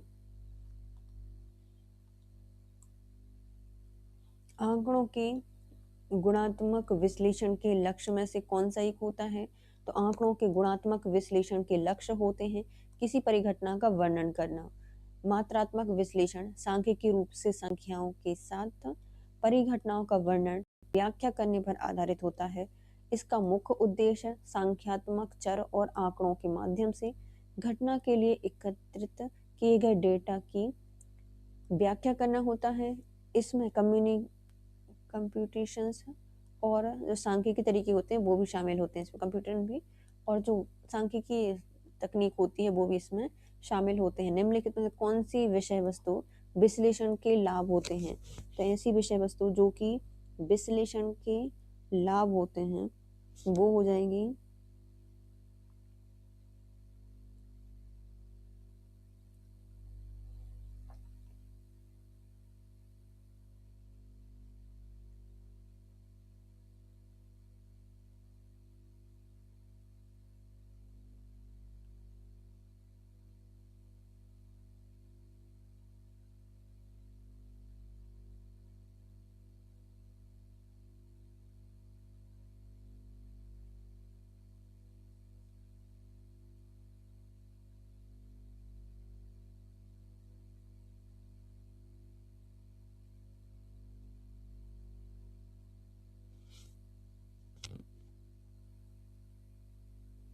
तो इसमें किसका प्रयोग किया जाता है? इसमें पारदर्शी शोध प्रविधि होती है, गैर प्रतिक्रियात्मक प्रविधि होती है, और जो नम्य प्रविधि होती है वो होती है जो वस्तु विश्लेषण होता है। इसके लाभ होते हैं पारदर्शी शोध प्रविधि में, गैर प्रतिक्रियात्मक प्रविधि में और नम्य प्रविधि।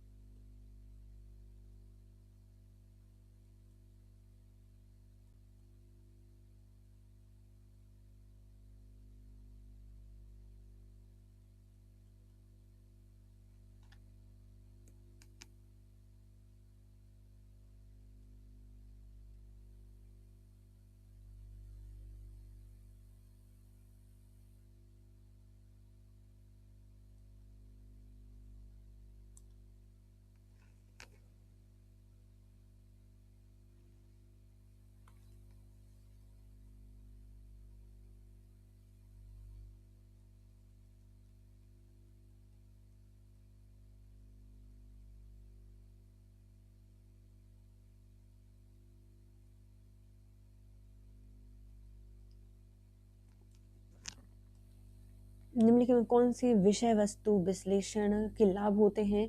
तो विषय वस्तु विश्लेषण के लाभ होते हैं पारदर्शी शोध प्रविधि होती है, गैर प्रतिक्रियात्मक प्रविधि होती है और नम्य प्रविधि होती है। विषय वस्तु विश्लेषण में पारदर्शी शोध प्रविधि, गैर प्रतिक्रियात्मक प्रविधि और नम्य प्रविधि पाई जाती है।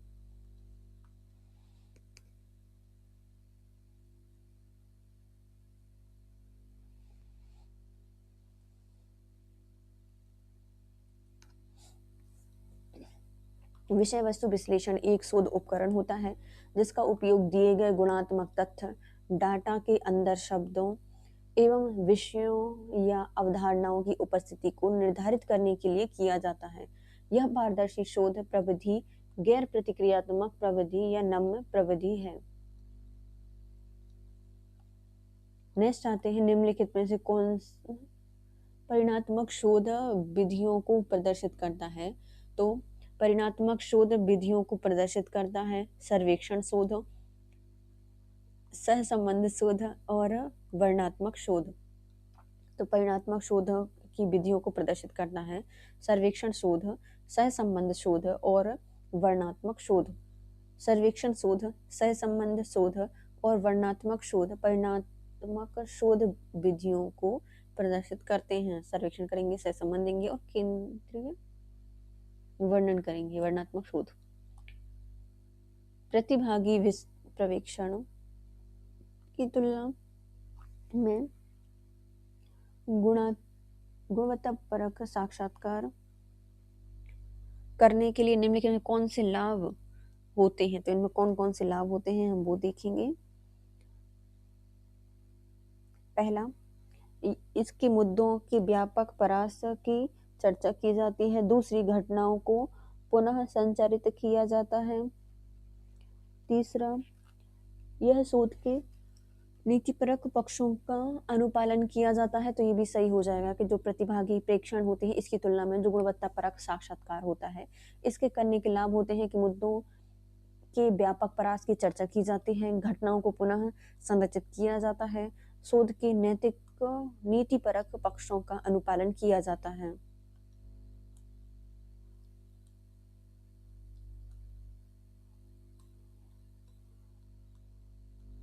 प्रतिभागी प्रेक्षण की तुलना में गुणवत्तापरक मात्रात्मक साक्षात्कार करने के निम्नलिखित लाभ होते हैं।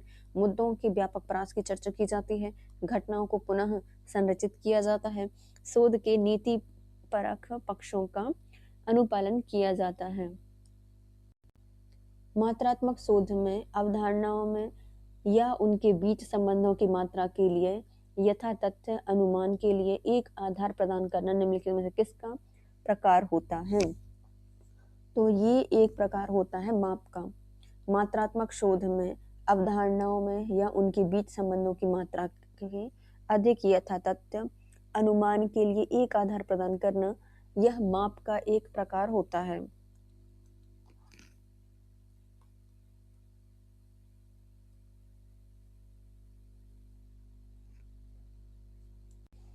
मात्रात्मक अनुसंधान में अवधारणाओं के बीच उनके बीच संबंधों की डिग्री के लिए अधिक सटीक अनुमान के लिए एक आधार प्रदान करना फंक्शन माप है। फिर आते हैं निम्नलिखित में से कौन से गुणात्मक अनुसंधान प्रश्नों के प्रमुख प्रकार माने जाते हैं? तो ये माने जाएंगे कारण और परिणाम, पूर्व कथनात्मक, मूल्यांकनकारी और वर्णनात्मक। तो जो गुणात्मक अनुसंधान होते हैं इसमें प्रश्नों के प्रकार होते हैं कारण और परिणाम, मूल्यांकनकारी, पूर्व कथनांक और वर्णनात्मक। डेटा प्राप्त करने के लिए गुणात्मक शोध सबसे व्यापक रूप में प्रयोग की जाने वाली प्रक्रियाओं में से एक है। गुणात्मक शोध में गैर संख्यात्मक डेटा एकत्रित किए जाते हैं। गुणात्मक अनुसंधान प्रश्न की प्रमुख प्रकार के कारण, परिणाम, पूर्व कथन, मूल्यांकनकारी प्रभाव और वर्णनात्मक पद्धति होती हैं। फिर आते हैं कथन पहला और कथन दूसरा।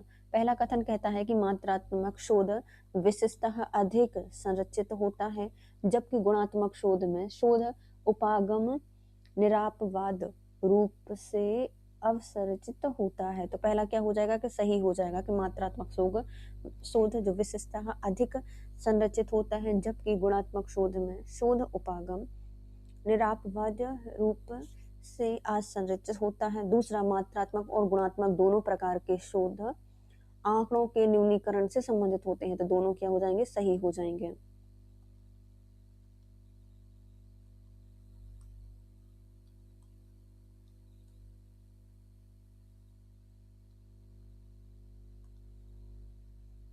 मात्रात्मक शोध प्राकृतिक विज्ञान के तरीकों पर निर्भर करता है, जो संख्यात्मक डेटा कठिनाई तथ्यों का उत्पादन करता है। इसका उद्देश्य गणितीय सांख्यिकीय विधियों का उपयोग करके दो चरों के बीच कारण और प्रभाव संबंध स्थापित करना है। यह आर्थिक संरचित होता है। गुणात्मक अनुसंधान समस्या सेट की अंतर्दृष्टि और समझ प्रदान करता है। यह एक असंरचित खोजपूर्ण शोध पद्धति है जो कि अत्यधिक जटिल घटनाओं का अध्ययन करती है। मात्रात्मक और गुणात्मक दोनों प्रकार के शोध आंकड़ों के न्यूनीकरण से संबंधित होते हैं।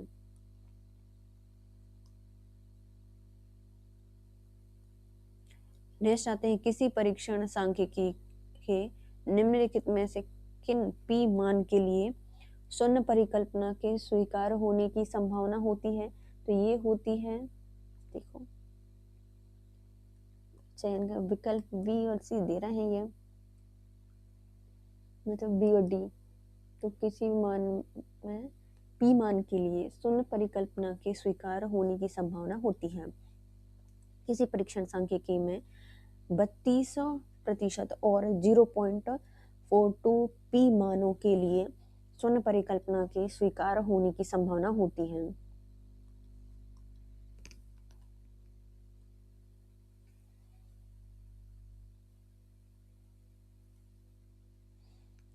मात्रात्मक विधियां किन दर्शन के अंतर्गत आती हैं? जो मात्रात्मक विधियां होती हैं यह प्रत्यक्षवाद के अंतर्गत आती हैं।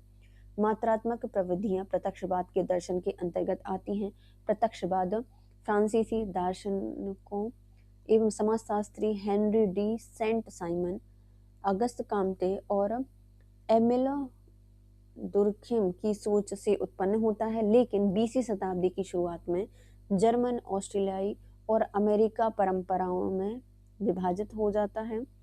प्रत्यक्षवाद पश्चिमी दर्शन में आमतौर पर कोई भी प्रणाली जो खुद को अनुभव के डेटा तक सीमित रखती है और प्राथमिक आध्यात्मिक अटकलों को सम्मिलित नहीं करती है, प्रत्यक्षवाद कहलाती है। अतः विकल्प सी दिए गए प्रश्न का सही आंसर हो जाएगा। मात्रात्मक शोधकर्ताओं की तुलना में गुणात्मक शोधकर्ता निम्नलिखित में से किस पर अधिक बल देते हैं? तो ये ज्यादातर संदर्भ पर बल देते हैं। मात्रात्मक शोधकर्ता की तुलना में गुणात्मक शोधकर्ता संदर्भ पर ज्यादा जोर देते हैं। गुणात्मक अनुसंधान और मात्रात्मक अनुसंधान दो अलग अलग शोध विधियां हैं जिसका उपयोग डेटा एकत्रित करने, विश्लेषण करने के लिए किया जाता है। गुणात्मक अनुसंधान एक घटना है, सह संबंध है, व्यवहार के पीछे क्यों का जवाब देने के लिए शब्दों, ग्रंथों और स्पष्टीकरण को एकत्रित और विश्लेषण करता है। मात्रात्मक अनुसंधान एक परिकल्पना, रणनीति या कारण प्रभाव संबंधों का परीक्षण या मापन के लिए संख्यात्मक डेटा या ग्राफ एकत्रित और विश्लेषण करता है। गुणात्मक अनुसंधान अक्सर सिद्धांतों और परिकल्पनाओं की खोज या तैयार करने की ओर जाता है, जबकि मात्रात्मक अनुसंधान उनका परीक्षण करता है।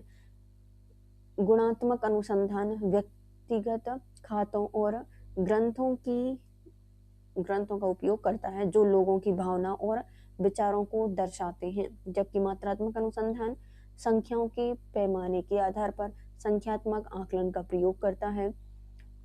गुणात्मक डेटा को ग्राफ या चार्ट पर आसानी से नहीं दर्शाया जा सकता।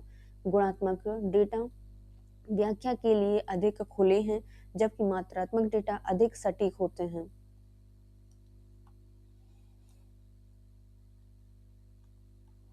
गुणात्मक शोध में स्थानांतरणीयता का मापदंड गुणात्मक शोध जो मात्रात्मक शोध होता है उससे किस मापदंड के समतुल्य होता है? तो ये बाह्य वैधता के समतुल्य होता है। गुणात्मक शोध में जो स्थानांतरणीयता होती है उसका मापदंड मात्रात्मक शोध के मापदंड की बाह्य वैधता से संबंधित है, उसके समतुल्य होता है।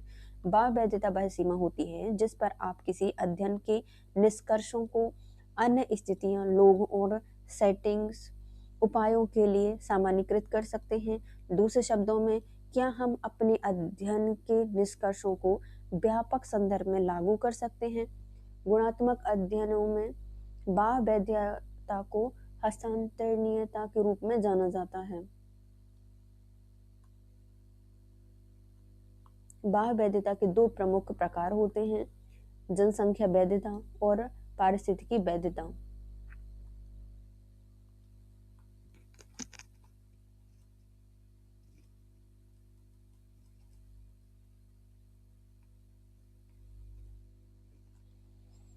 पहली जनसंख्या वैधता से तात्पर्य है कि हम अपने नमूनों से निष्कर्षों को लोगों के एक बड़े समूह जनसंख्या के लिए यथोचित रूप से सामान्यीकृत कर सकते हैं। दूसरा, पारिस्थितिकी वैधता से तात्पर्य है कि हम अपने अध्ययन सेटिंग से निष्कर्षों को अन्य प्राकृतिक सेटिंग में सामान्यीकृत कर सकते हैं। पारिस्थितिकी वैधता इस बात पर निर्भर करती है कि अध्ययन सेटिंग वास्तविक दुनिया की कितनी यथार्थवादी एवं प्रतिनिधि है।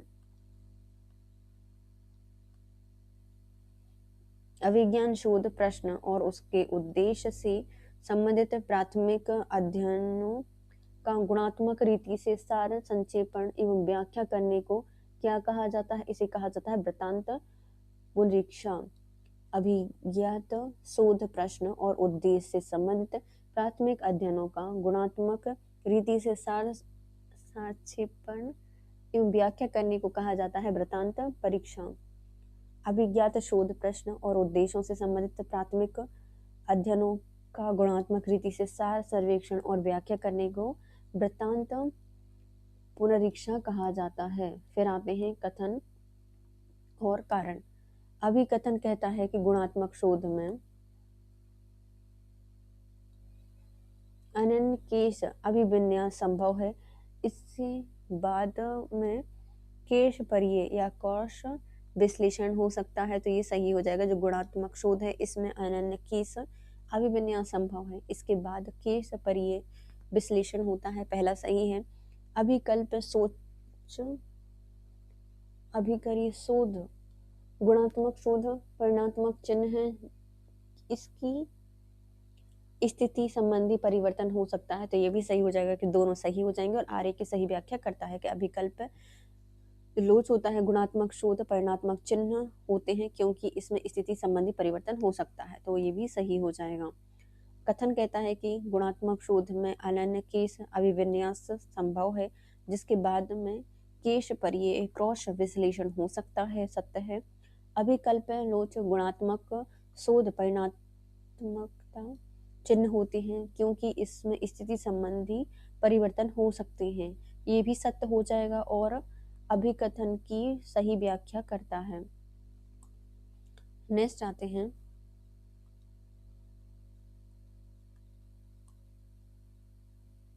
कथन और कारण बताइए। जो कथन है वो कहता है कि निष्कर्ष का सामान्यीकरण केवल मात्रात्मक अध्ययन में संभव हो सकता है, तो पहला सही हो जाएगा कि यदि निष्कर्ष का सामान्यीकरण है तो करना है तो केवल मात्रात्मक अध्ययन में संभव है। मात्रात्मक अध्ययन में निर्गमनात्मक तर्कना का उपयोग किया जाता है, तो ये भी सही हो जाएगा कि जो मात्रात्मक अध्ययन है इसमें निर्गमनात्मक तर्कता का उपयोग किया जाता है, दोनों सही हैं। और आर ए की सही व्याख्या नहीं करता। लेकिन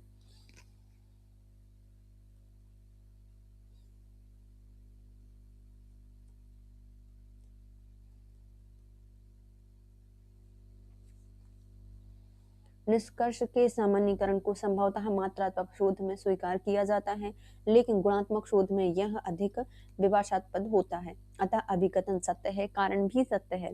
मात्रात्मक अध्ययन में निर्गमनात्मक तर्क का उपयोग किया जाता है और गुणात्मक अध्ययनों में आगमनात्मक तर्क का प्रयोग किया जाता है, किंतु कारण अभिकथन की व्याख्या नहीं करता। निम्नलिखित में से कौन सा गुणात्मक शोध का एक उदाहरण है, तो जो गुणात्मक शोध है इसका एक उदाहरण हो जाएगा आधारिक सिद्धांतपरक शोध। आधारिक सिद्धांतपरक शोध गुणात्मक शोध का उदाहरण है। आधारिक सिद्धांत शोध एक प्रकार का गुणात्मक शोध है, यह तथ्यों का संकलन एवं विश्लेषण करके किया जाता है वाला शोध है, तथा यह शोध उन सिद्धांतों पर कार्य करता है जिनका सृजन नहीं हुआ है। मिश्रित विधि शोध के विरुद्ध आपत्तियां निम्नलिखित में से कौन सी होती हैं। जो मिश्रित विधि शोध होते हैं उसमें कुछ विरुद्ध आपत्तियां होती हैं, कौन कौन सी हैं। तो इसमें पहली आपत्ति होगी कि यह मात्रात्मक गुणात्मक शोध ज्ञान मीमांसीय रूप से भिन्न होता है, पहला सही हो जाएगा। पहली आपत्ति होती है कि मात्रात्मक गुणात्मक शोध ज्ञान मीमांसीय रूप से भिन्न होती हैं और मात्रात्मक गुणात्मक शोध के लक्ष्य भिन्न होते हैं। मात्रात्मक गुणात्मक शोध की सत्य मीमांसीय पूर्व धारणाएं भिन्न हो सकती हैं, ये भी सही है। मात्रात्मक गुणात्मक शोध रूपावली अनुसार है, तो ये भी सही हो जाएगा। कौन कौन से सही होते हैं। मात्रात्मक गुणात्मक शोध ज्ञान मीमांसीय रूप से भिन्न होते हैं, मात्रात्मक गुणात्मक शोध के लक्ष्य भिन्न होते हैं, मात्रात्मक गुणात्मक शोध की सत्य मीमांसीय पूर्व धारणाएं भिन्न हो सकती हैं, मात्रात्मक गुणात्मक शोध पूर्वावली अनुसार होता है, तो ये सही हो जाएंगे। मिश्रित विधि शोध के विरुद्ध आपत्तियां अधोलिखित होती हैं, जैसे मात्रात्मक गुणात्मक शोध ज्ञान मीमांसीय रूप से भिन्न है, मात्रात्मक गुणात्मक शोध के लक्ष्य भिन्न है, मात्रात्मक गुणात्मक शोध की सत्य मीमांसीय पूर्व धारणाएं भिन्न हो सकती हैं, मात्रात्मक गुणात्मक शोध प्रतिमान रूप से असंगत हैं। नेक्स्ट आते हैं, नीचे दिए गए हैं कथन बताइए। कथन पहला कहता है कि गुणात्मक शोध प्रभाववादी और विषयनिष्ठ होते हैं, तो पहला क्या हो जाएगा, पहला सही हो जाएगा। दूसरा, परिणात्मक शोध में उपलब्धियों को सामान्यीकृत करने की उच्चतर स्तर की संभावना होती है, तो ये भी सही हो जाएगा। दोनों सही हैं। जो गुणात्मक शोध है प्रभाववादी विषयनिष्ठ होता है दूसरा, परिणात्मक शोध में उपलब्धियों को सामान्यीकृत करने की उच्चतर स्तर की संभावनाएं होती हैं, तो ये भी सही हो जाएगा।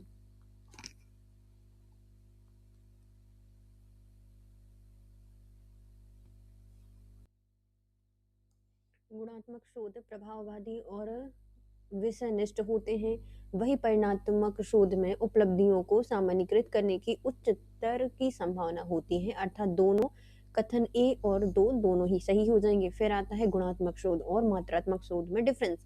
शोध, जो गुणात्मक शोध है वो कहता है कि शब्दों अर्थों का आधारित शोध है, जबकि मात्रात्मक शोध में सांख्यिकी आंकड़े और संख्याओं पर निर्भर होता है।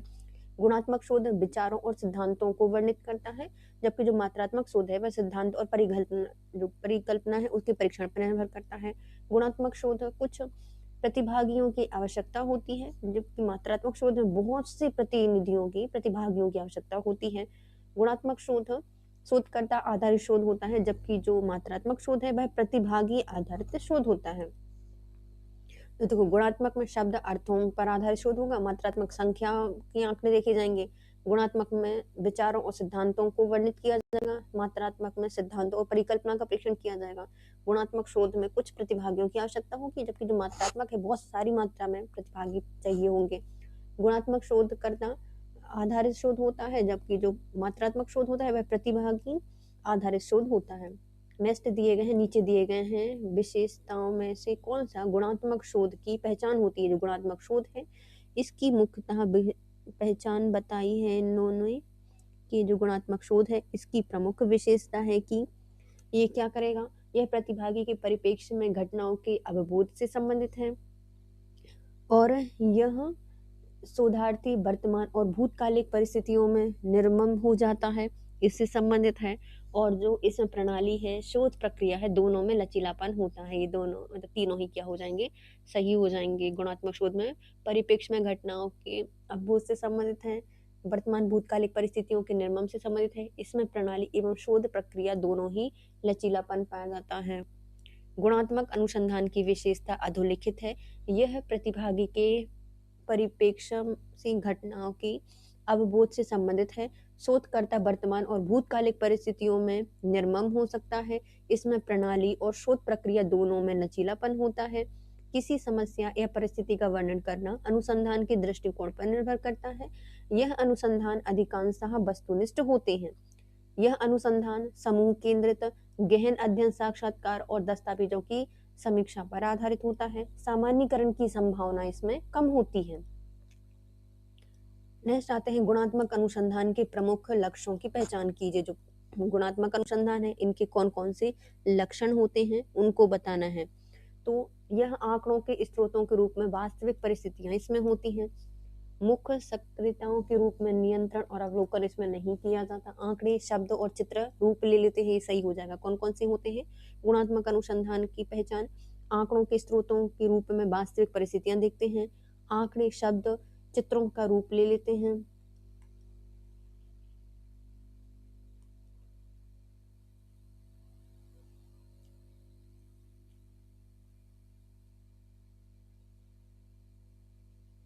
और जो परिकल्पना है उनको बनाना और परिकल्पना का परीक्षण करना, ये इसके अंतर्गत शामिल होता है। परिकल्पना को बनाना और परिकल्पना का परीक्षण करना। गुणात्मक अनुसंधान के प्रमुख लक्षण इस प्रकार हैं। वास्तविक परिस्थितियां आंकड़ों के स्रोतों के रूप में काम करती हैं। आंकड़ों को शब्दों, चित्रों के माध्यम से एकत्रित किया जाता है। यह सहभागियों के परिप्रेक्ष्य के साथ संबंधित होती हैं। यह आंकड़ों और समक केंद्रित नहीं होती। यह गुणों, चरित्रों, व्यवहार जैसे अमूर्त चीजों के अध्ययन में प्रयुक्त की जाती हैं। यह लचीली होती हैं, अर्थात शोधकर्ता को किसी नियम के समुच्चय में बांधकर शोध कार्य नहीं करना पड़ता। शोध की आवश्यकता के अनुसार वह शोध संरचना में फेरबदल कर सकते हैं। नीचे दिए गए हैं गुणात्मक अनुसंधान अभिकल्प की पहचान कीजिए। जो गुणात्मक अनुसंधान अभिकल्प हैं इनकी पहचान कीजिए। ये क्या होंगे? यह सिद्धांतों के प्रतिपादन हेतु व्यक्ति के साझा अनुभव की तलाश करना होता है। इसमें क्या होते हैं? इसमें जो सिद्धांत के प्रतिपादन के लिए जो व्यक्ति के साझा अनुभव होते हैं उसकी तलाश करते हैं। एक समूह के लोगों की साझी संस्कृति की तलाश करते हैं। जो एक समूह के लोग हैं उनकी साझी संस्कृति क्या है उसकी तलाश करते हैं। और यह लोगों के जीवन का वर्णन करने के लिए व्यक्तियों की कहानियों की तलाश करते हैं।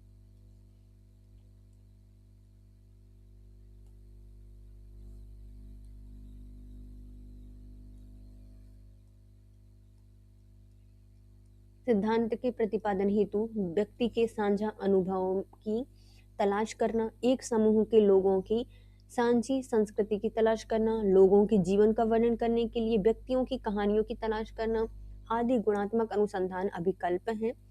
गुणात्मक शोध का मुख्य उद्देश्य मानव व्यवहार और उसे नियंत्रित करने वाले कारणों को गहराई से समझना है। नेक्स्ट आते हैं, शोध की निम्नलिखित में से कौन सी विशेषता गुणात्मक अनुसंधान से संबंधित है? शोध की ऐसी विशेषता जो कि गुणात्मक शोध से संबंधित है वो हो जाएगी प्रदत्त के प्रत्यक्ष स्रोत के रूप में नैसर्गिक परिस्थितियां इसको प्रभावित करती हैं। मात्र परिणाम के बजाय प्रक्रिया को भी ध्यान में रखा जाता है। जो परिणाम होते हैं उसके बजाय जो प्रक्रिया होती है उसको भी ध्यान में रखा जाता है और सहभागी परिप्रेक्ष्य को ध्यान में रखना होता है। सहभागी परिप्रेक्ष्य को ध्यान में रखना है, प्रक्रिया को भी ध्यान में रखना है और नैसर्गिक परिस्थितियों को भी देखना है।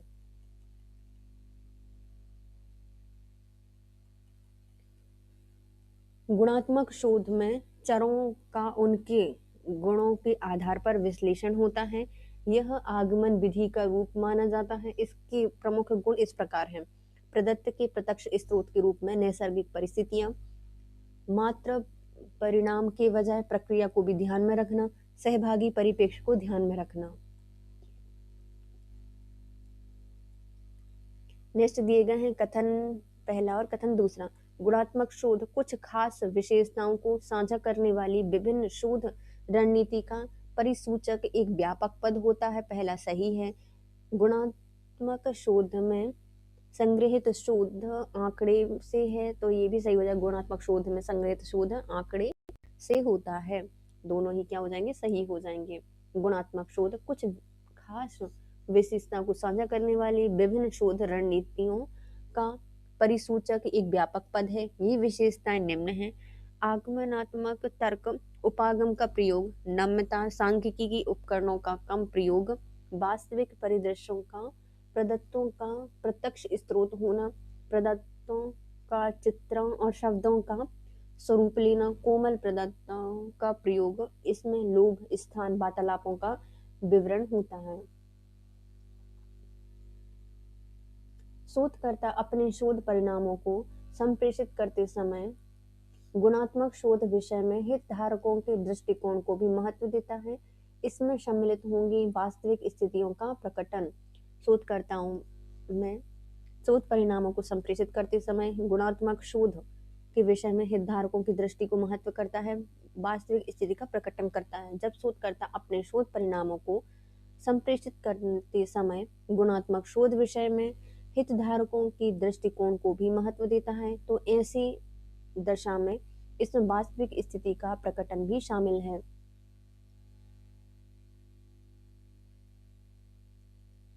किसी विश्वविद्यालय के एक विभाग द्वारा एक अध्ययन किए जाने का प्रस्ताव है जहां समायोजन की प्रवृत्तियों को जानने की दृष्टि से शिक्षकों और छात्रों की अभिवृत्ति, मूल्य और उनके पक्षपात के परीक्षण का अध्ययन किया जाता है। इस संदर्भ में शोध की कौन सी पद्धति का उपयोग किया जाएगा? तो इसमें मुख्यतः प्रयोग किया जाएगा व्यक्ति अध्ययन पद्धति, केस स्टडी इसमें की जाएगी और जो निर्जातीय पद्धति है इसका प्रयोग किया जाएगा। केस स्टडी और निर्जातीय पद्धति का अध्ययन इसमें किया जाएगा।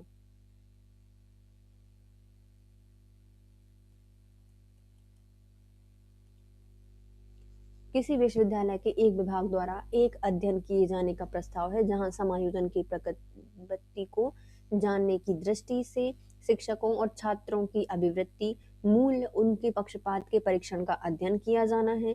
इस संदर्भ में शोध की निम्नलिखित पद्धतियां उपयुक्त होंगी। पहला व्यक्ति अध्ययन पद्धति केस स्टडी की जाएगी और दूसरी की जाएगी निर्जातीय पद्धति। नेक्स्ट आते हैं मात्रात्मक शोध को डैश भी कहा जाता है। जो मात्रात्मक शोध होते हैं उनको कहा जाता है संरचित उपागम। क्या कहा जाता है? संरचित उपागम कहा जाता है। मात्रात्मक शोध को संरचित उपागम भी कहा जाता है। संरचित उपागम के माध्यम से अनुसंधानकर्ता किसी भी अनुसंधान में आने वाली विभिन्न प्रकार की समस्याओं का समाधान कर लेते हैं। उदाहरण के लिए प्रायोजकों को इस बात की सूचना दी जाती है कि वे एक अध्ययन में हिस्सा ले रहे हैं। दूसरा, संबंध और अंतःक्रिया की विषय वस्तु का निर्धारण एवं नियंत्रण किया जा सकता है। प्रायः इस उपागम की सहायता से सही मापन किया जा सकता है। नेक्स्ट आते हैं, निम्नलिखित में से कौन सी क्रियात्मक शोध प्रतिमान सही अनुक्रम को दर्शाता है? तो क्रियात्मक शोध प्रतिमान की सही अनुक्रम को दर्शाएगा। यह योजना बनाना, करो, देखो और सोचो। योजना बनाओ, करो, देखो और सोचो। क्रियात्मक अनुसंधान शैक्षणिक कार्यों में सुधार लाने, मूल्यांकन करने, अपने कर्तव्यों का पालन करने में विशेष रूप से सहायक सिद्ध होता है। क्रियात्मक अनुसंधान दैनिक एवं शैक्षणिक क्रियाकलापों में परिवर्तन लाने के लिए किया जाता है। इसके द्वारा विद्यालय स्तर, स्थानीय स्तर की दैनिक समस्याओं का समाधान किया जाता है, परंतु क्रियात्मक अनुसंधान के परिणाम और निष्कर्षों का सामान्यीकरण नहीं किया जा सकता।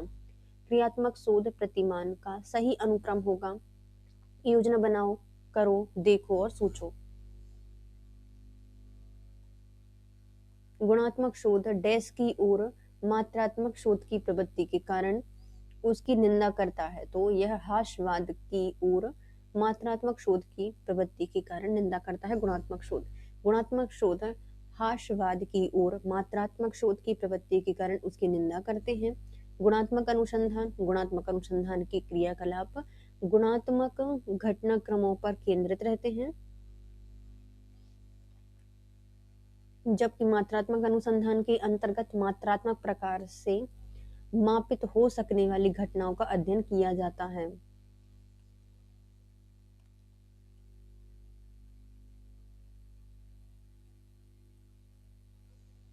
सामाजिक विज्ञान में प्रयोग मूलक शोध निम्नलिखित में से किससे संबंधित होते हैं? तो सामाजिक विज्ञान में जो प्रयोग मूलक शोध होते हैं, यह सकारात्मक दर्शन से संबंधित होते हैं। सामाजिक विज्ञान में प्रयोग मूलक शोध सकारात्मक दर्शन से संबंधित होते हैं। प्रयोग मूलक शोध को अनुभाविक शोध भी कहा जाता है। यह शोध निम्न 3 प्रकार के होते हैं: प्रेक्षण ऑब्जर्वेशन, सहसंबंधात्मक कोरिलेशन और प्रयोगात्मक एक्सपेरिमेंटल।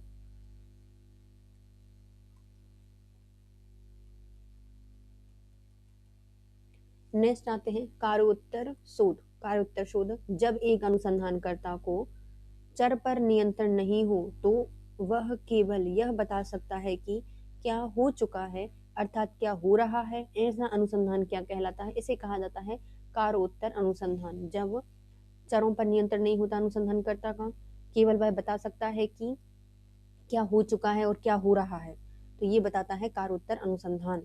जब एक अनुसंधानकर्ता का चरों पर नियंत्रण नहीं होता तो वह केवल यह बता सकता है कि क्या हो चुका है, क्या हो रहा है। इस प्रकार का अनुसंधान कार्योत्तर अनुसंधान कहलाता है। कार्योत्तर अनुसंधान में शोधकर्ता प्रभाव अनुपातिक चर लेता है और कारणों, संबंधों एवं संघ उनके अर्थों को स्थापित करने के लिए आंकड़ों को पूर्व व्यापी रूप से जांचता है। जब आश्रित चर पर प्रभाव प्रेक्षित करने हेतु निराश्रित चरों में जोड़ तोड़ करने के बजाय उसे चुना जाता है तो शीघ्र उपाय की गई इस विधि को कहा जाता है कार्योत्तर विधि। कार्योत्तर शोध विधि में आश्रित चर पर प्रभाव प्रेक्षित करने हेतु निराश्रित चर में तोड़ मोड़ करने के बजाय एक निराश्रित चर चुना जाता है। कार्योत्तर शोध किसी घटना के घटने के पश्चात प्रयोग की जाती है। इसका प्रयोग प्रायः सामाजिक विज्ञान, वाणिज्यिक संस्थानों में किया जाता है। इसे एक्स पोस्ट फैक्टो शोध भी कहा जाता है। इसका मूल अर्थ आफ्टर द फैक्ट होता है। इसमें स्वयं चर पूर्णतः निष्क्रिय हो चुका होता है तथा जो आश्रित चर होता है इसके मध्य से घटना घटने की संभावना पर अनुमान लगाया जाता है। इस प्रकार के शोध में चरों पर प्रत्यक्ष रूप से हमारा कोई नियंत्रण नहीं होता। ध्यान है कि काफी लंबे समय के बाद कार्योत्तर शोध ऐतिहासिक शोध में बदल जाता है। नेक्स्ट आते हैं, एक विश्वविद्यालय स्तर के शिक्षक कंप्यूटर विज्ञान में नामांकित स्नातकों के सामाजिक आर्थिक स्तरों तथा निष्पत्ति अभिप्रेरण के माध्यम संबंध का अध्ययन करना चाहता है, इस संदर्भ में कौन सी शोध विधि प्रयोग की जाएगी? इसमें कार्योत्तर शोध विधि का प्रयोग किया जाएगा। तो शिक्षक कंप्यूटर विज्ञान में स्नातकों और उनके सामाजिक आर्थिक स्तर निष्पत्ति अभिप्रेरण के माध्यम से संबंधों का अध्ययन करना चाहता है, तो कार्योत्तर शोध विधि का प्रयोग इसमें किया जाएगा।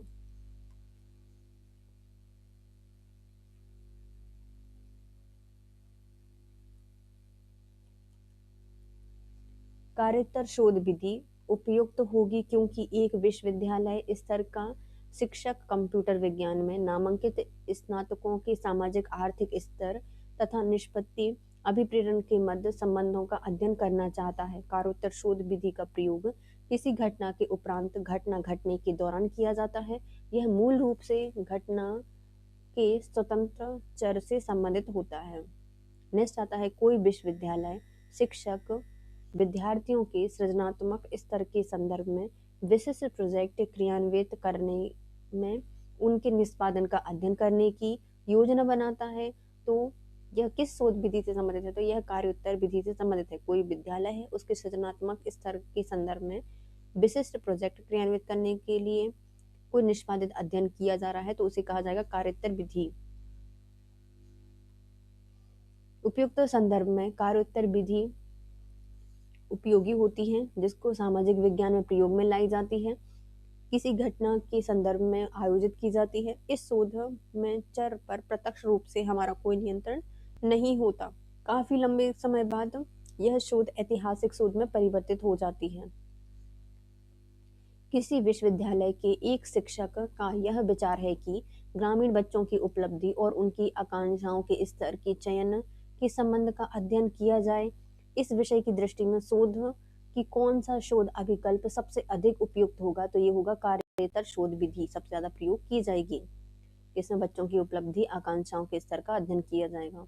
किसी विश्वविद्यालय के एक शिक्षक का यह विचार है कि ग्रामीण बच्चों की उपलब्धि और उनकी आकांक्षाओं के स्तर के मध्य के संबंधों का अध्ययन किया जाए, तो इस विषय की दृष्टि से शोध का कार्योत्तर शोध अभिकल्प सबसे अधिक उपयुक्त होता है। फ्रेड कालिंजर के अनुसार कार्योत्तर शोध एक व्यवस्थित इंद्रियानुभाविक अध्ययन है। इसके अंतर्गत शोधकर्ता निराश्रित चरों पर प्रत्यक्ष रूप से नियंत्रण नहीं रखना था, क्योंकि ये चर पहले से ही घटित होते हैं, अर्थात ये स्वभाव से ही होते हैं। इसमें किसी भी प्रकार का परिवर्तन किया जाना संभव नहीं होता। अतः इस शोध विधि में चरों के मध्य संबंधों का अनुमान निराश्रित चरों में प्रत्यक्ष ढंग से किया गए हस्तक्षेप के फलस्वरूप होने वाले आश्रित चरों में तात्क्षणिक परिवर्तन द्वारा नहीं किया जाता। नेक्स्ट आते हैं विवरणात्मक शोध।